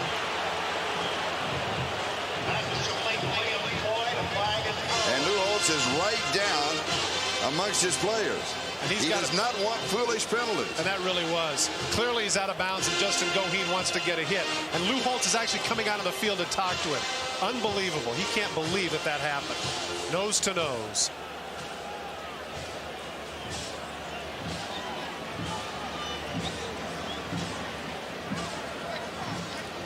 And Goheen will be coming out of the lineup. Clearly out of bounds right here. He steps out at least 2 yards out of bounds. Absolutely unnecessary for Goheen to go in and do that. And Holtz is upset about it. He's not upset with the official. He's upset with Goheen, because he knows that was a good call. Look at him running after. He wants a piece of the player, not the official. The ball now at the Notre Dame 25-yard line. 1st down. Handoff is to William Floyd, and there's nothing there. A scramble at the bottom may have been a fumble. Official comes out with the ball, and tempers beginning to flare just a bit. Been a really good, hard-hitting ball game. Florida State has to expedite the process here with the clock running now at 3:27 and counting. They can't afford the luxury now of trying to run the ball. He's got to get it downfield. And again, Florida State with only 1 timeout remaining.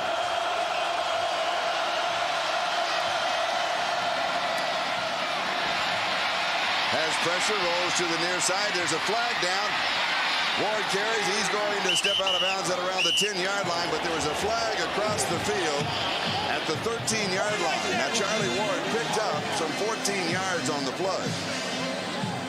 And we still have just over 3 minutes to go, with still the margin at 14. Florida State with an opportunity, if they can score. Onside kick, and can still pull this one out.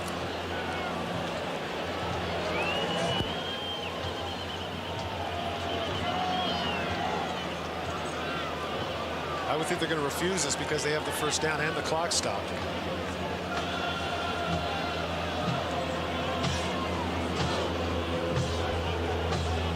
One thing we might mention about the officials, we talked with Dale Phillips yesterday. They've been looking at tape of both ball clubs, familiarizing themselves with both of the offenses and the defenses, part of their preparation for this game. Holding on the defense. The penalty be assessed at the end of the run. Penalty assessed at the end of the run.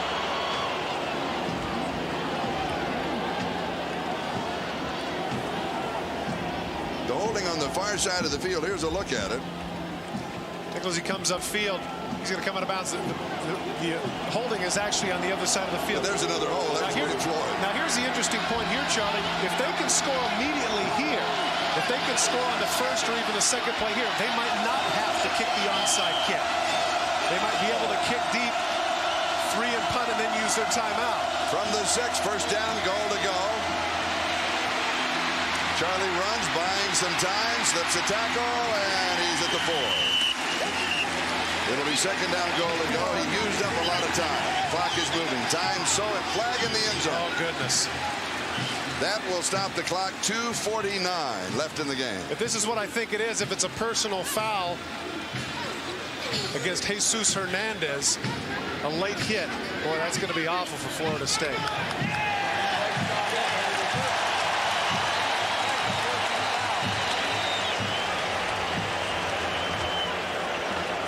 We have a dead ball, personal foul on the offense. 15-yard penalty. It'll be second down.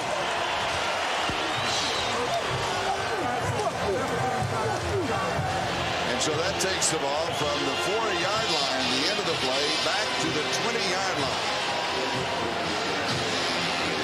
Upset Jesus Hernandez was in the end zone and he got in a collision. He was bouncing around with the defensive back.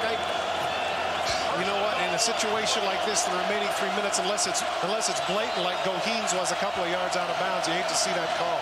You make a correction. It is second and goal to go. Ward scrambles, buys some time, throws, pass is complete to Matt Fryer. He steps out of bounds, stops the clock. 2:39 remaining.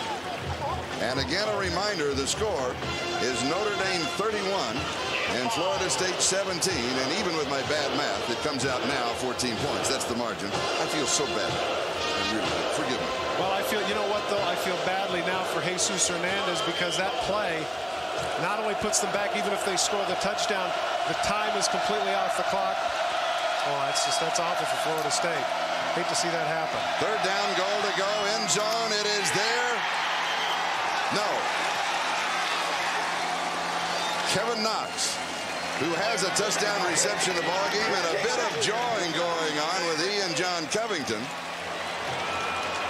Look at the ball right there in his arms. Slips through right there at the last minute. Covington gets a piece of it and the ball bounces out.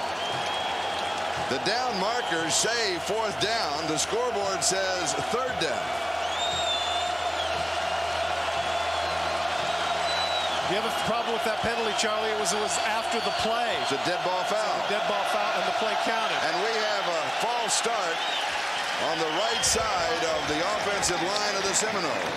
And that will cost another foul. You know what's too bad? These great teams and what has happened, and then it has to come down to this and some of the goofy mistakes near at the end of the game. Sad to see. Dead ball, false start on the offense. 5-yard penalty.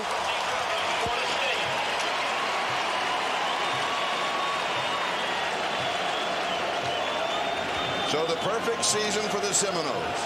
Bobby Bowden shot at the national championship, coming down to this play.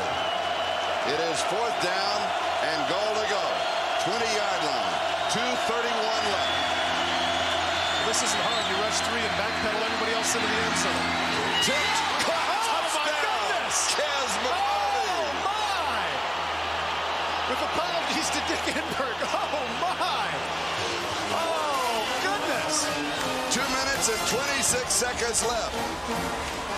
And the drama continues.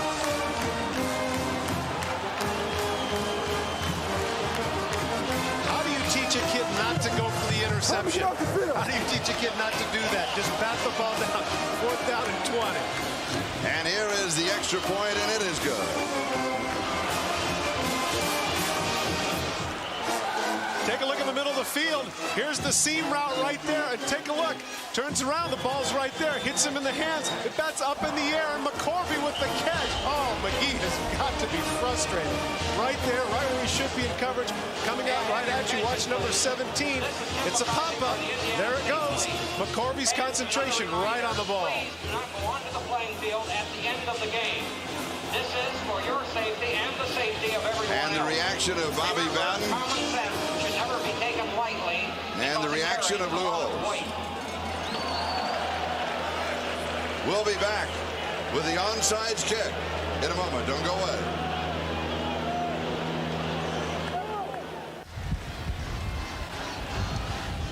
As the sun is setting over Notre Dame Stadium, we have 2:26 left to go in the ball game. Are we looking at the possibility of an onside kick? It must go 10 yards or be touched by one of the receiving team members to be recovered by Florida State. Or will they kick it away and leave it up to the defense? It's an onside kick. It goes 10 yards. Notre Dame has the ball. Notre Dame recovers the onside kick.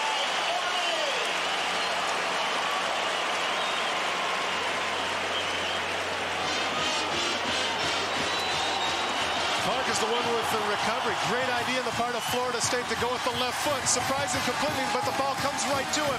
All those white shirts bearing down on him, and he's still able to hang on. He's got to be hurting a little bit. Shawn Wooden, number 22, is the man who recovers the onside kick, and he is hurting. I can tell you from personal experience, Charlie, everybody is pointing for you. It's unbelievable. Everybody's bearing down on you. They want to hurt you. Great ball at the 47-yard line of Florida State. Becton, and he is smothered, literally smothered at the line of scrimmage. Still some time left, 2:15 and counting. And now Florida State will take their last timeout. Richard Coe's making that last tackle. Now, what does all this mean? Right now, it looks as if Notre Dame, if they can hold on, they would take over the lead spot. Florida State would have a loss. They're going to drop down.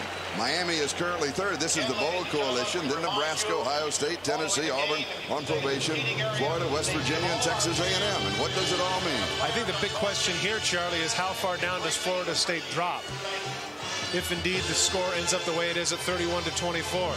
You put Miami over them, even though Florida State handily beat Miami earlier in the season? Or is it inevitable then, if Miami were to win its remaining games, that Miami and Notre Dame would find themselves in the Fiesta Bowl for the national championship?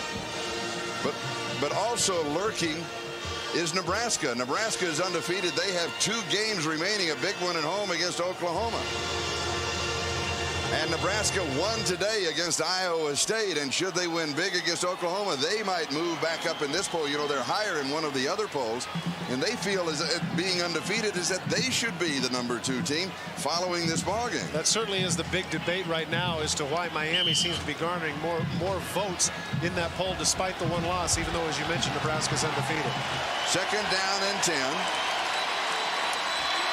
at the 47-yard line. With the full house, and there is not anything there. This is Jeff Burris, who has scored a couple of touchdowns off of that formation. But Kevin McDougal is running the formation here. Before in the ballgame, it's been Paul Fela, and we have an injured player down. That stops the clock with 2:05, the time remaining. You hear the boos from the crowd. They're wondering if this guy's faking it. Todrick McIntosh just to stop the clock.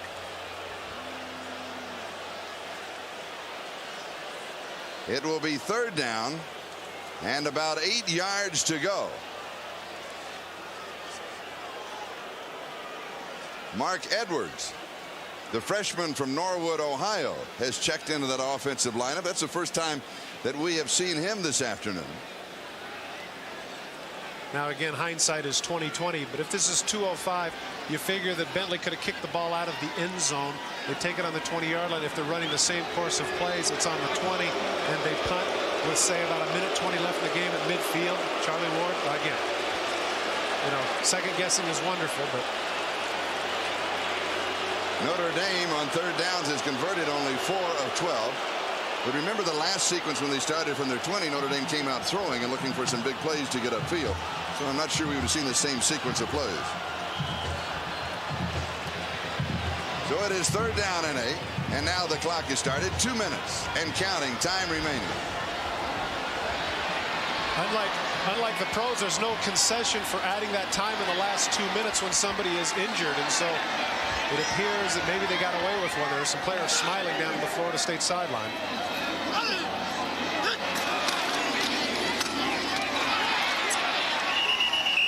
Ray Zellers. And now Notre Dame will just let the clock continue to run. Now Florida State's smart. They bounce up here. Now they can punt the ball. 28, 27, 26. 22 seconds and counting on the 25. That's the 25-second clock on the left. They'll just let that run all the way down. Absolutely. Because at this point, the 5 yards isn't going to be inconsequential.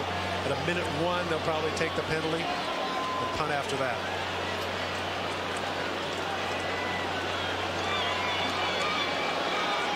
This also brings up an interesting point, though, Charlie, as they call timeout just before the penalty. Brings up an interesting point. If the guy can kick it into the end zone, do you run the risk maybe of taking a run back at this point with a minute left in the game? You know, got to let it all hang out. Maybe see if you can set up a return. They went for the block last time, and that didn't work. Why not put Vanover back as your punt returner and give it a shot?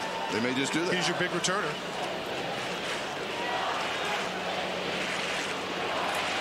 The Seminoles huddling on the far sideline. Let me say at this point too, Charlie, regardless, as we just saw Charlie Ward, in my opinion, I think he's still a Heisman Trophy winner regardless of the outcome of this game today. And I think a lot of people felt that way coming in. Everyone wondered coming into a ball game of this magnitude, is this a game that kind of gets away from everybody? Well, it certainly hasn't. The unsung factor has been the defense of Notre Dame, that they shut down the Seminoles, particularly in the second quarter. Gave their offense a chance to move out in front. And Notre Dame leads 31-24. As you see with 1:02 left. Florida State is going for the block. They do not have a return man back. But you know what, though? They do. They need one guy back just so the guy can't let it roll and kill the clock. They need somebody to catch it, at least a fair catch it, if nothing else. No block. Did he get a piece of it, or was it just a bad kick? Terrible kick. Terrible kick. It's going to be down around the 37-yard line. I tell you what, number 11 right there. He should have picked it up. He had a clear sailing. Because once you have touching by the kicking team past the line of scrimmage, you can always get the ball back there. Devin Bush had a shot there. The ball was touched right at the end there. He had the ball clear sailing if he would have been thinking. 5 yards on the kick. Take a look at the shank you're going to see underneath. Now watch as the Notre Dame players try and down it and they hurry up. If the ball is not completely down, it can touch. Now watch number 11 at the end of the play at the bottom left of your screen if you get a chance to see it. Now there the ball pops right up. If Bush picks it up, he can go right there. He can go. But he didn't think of it. Florida State at their own 37-yard line. 51 seconds left. Flag is down. Charlie Ward scrambles. He is up into Murray, laterals off. Kez McCorvey, but there's a marker on the play. Wow, heads up. Whoa. That was heads up on the part of Ward. Man, oh man, never say die. There's a flag down. The flag came down right at the start of the play. And from the Florida State reaction, it will be against Notre Dame. Florida State down by 7. And of course, you know, in college ball, a touchdown, you can go for 2. And Bobby Bowden has said sometimes it's tougher to go for 1, but every time I've gone for 2. And he hasn't been that successful. No, he hasn't. Not when the game has been on the line. We have offsides on the defense. Penalties refused. They want the play. No, they want the penalty. That's what he's trying to tell them. The penalty's not refused. They want the play because they want first down. So it is second down and short.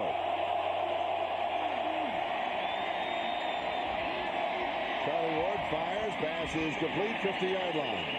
And this is Ward Dunn who pulls it in. They've got to hustle up because even though the clock stops here, they've got to get set. They've got to be ready because the clock will start as soon as the chains are set. And you can see Ward in a hurry trying to get it, so as soon as the official pulls his arm up, he can hike the ball. Clock starts. Now he's got to do it. Ward has to hurry. He's taking too much time. He's taking too much time. That cost him at least 6 seconds, Charlie.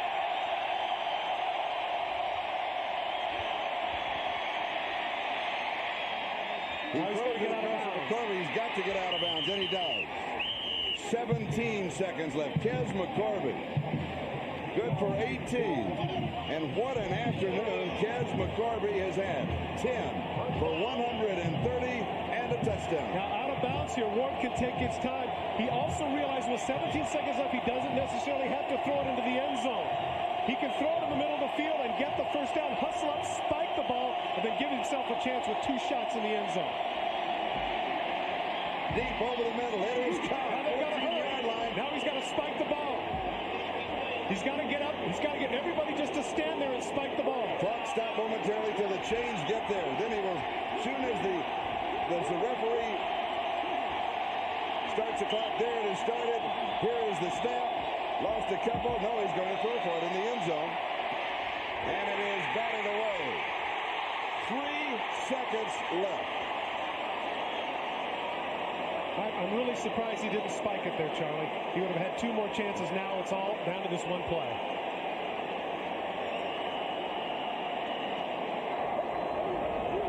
What a game. All the hype, all the talk, all the game of the century, and it comes down to one play. And Notre Dame takes a timeout. Oh, boy. The ball at the 14-yard line. 3 seconds left. I would have told you at this point, Charlie, and I said, boy, I really don't like Florida State's chances. But after that 4th and 20, whatever it was, the ball pops up, stranger things have happened. Now, what has to be decided here on the Notre Dame side for Rick Minter is the last time what they did is they rushed 3 and they backpedaled everybody into the end zone, and that didn't work. Do you take a chance here with the blitz? I don't think so. I think that you've got to rush 3, put 8 people in the end zone, and make them beat you with that. Now, on the other side of the ball, you're saying to yourself, you know that that's what they want to do. What about the possibility of running a screen pass to Don? Everybody's going to be backpedaled into the end zone, get 5 people in front of him, get him a chance to get the ball and move up the field. It's going to be interesting. Great chess match right here going on both sides. The score, 31-24. The time, 3 seconds. And this is a moment that memories are made of. If there's a magic gadget that Bobby Bowden has in his tricks, this would be the time.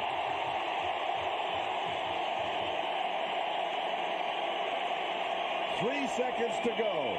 National title on the line for Florida State. It's also there for Notre Dame. It's within the grasp of either ball club.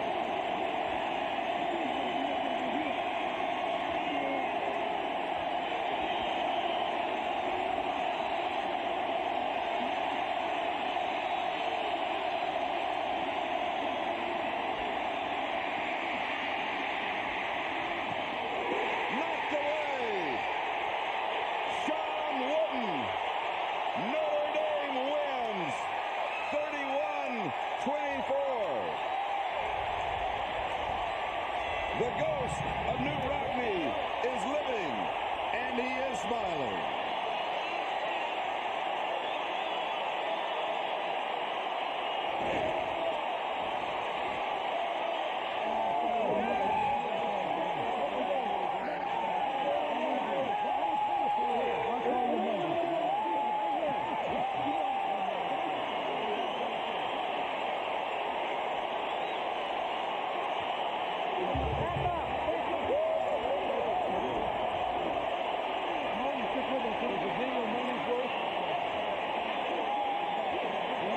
Coach, you've been involved in some games in your day.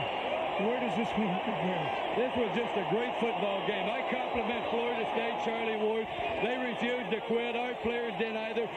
It's one game, and I think lived up to all the hype. Lived up to all the hype, those moments at the end. Thank you. Good, you got fine team. Sportsman, those moments at the end, what were you thinking? What were you feeling? Well, all you can do is stay focused. You know you're going to be in this type of game. They are every bit as good as I thought. We played well. We're happy to win. You know, I sensed going in that this game would mean respect for you, that maybe people weren't thinking this was a real good team. Tell me. I think the last couple of days I said we were going to play pretty well, and then we felt we belonged here. Florida State's every bit as good as I thought. Our players really competed. How did you know you were going to play this well against a fine Florida State team? You could just sense it in practice, the game plan coming together, everybody focused. I'm proud of them. Coach, I can't hear a thing. Congratulations. And back up to you, Charlie. You would do differently. No, I think the 2 turnovers, I don't think they turned it over at all. We turned it over twice. And that was the voice of Bobby Bowden talking about the turnovers and the reaction of the Florida State Seminoles. Ken Alexander, a finalist for the Rhodes Scholarship. You can see the frustration on his face. He thought this was his turn. He's a senior. He thought it was going to be his turn for the national title. Give Notre Dame credit. Look at that. You can just see the frustration. There is the resilience of youth, but it's just so tough to take at this point. You're so close, and it comes down to that one play, and it's taken away from you. Let's go down to OJ.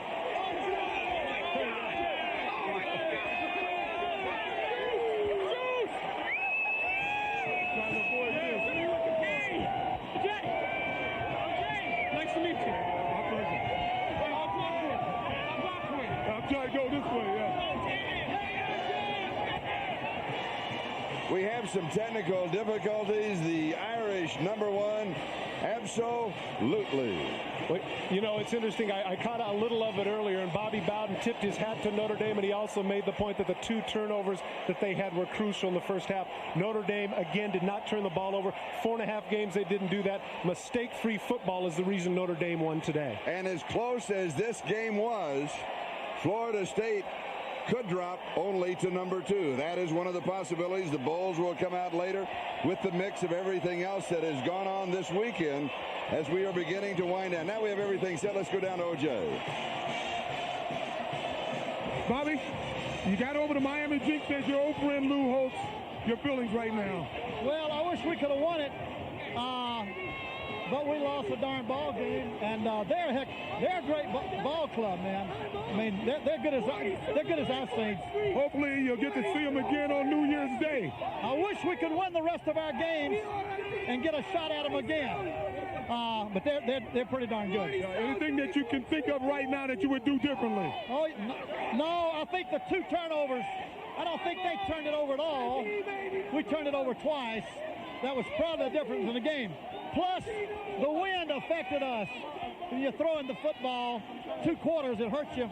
We got all our interceptions, the bad plays in. But they beat us. I would not. Hope you get a chance to correct that and see you on New Year's Day, Coach. And like a heavyweight championship bout, the Bowl Coalition could well decide if there is a rematch on the horizon.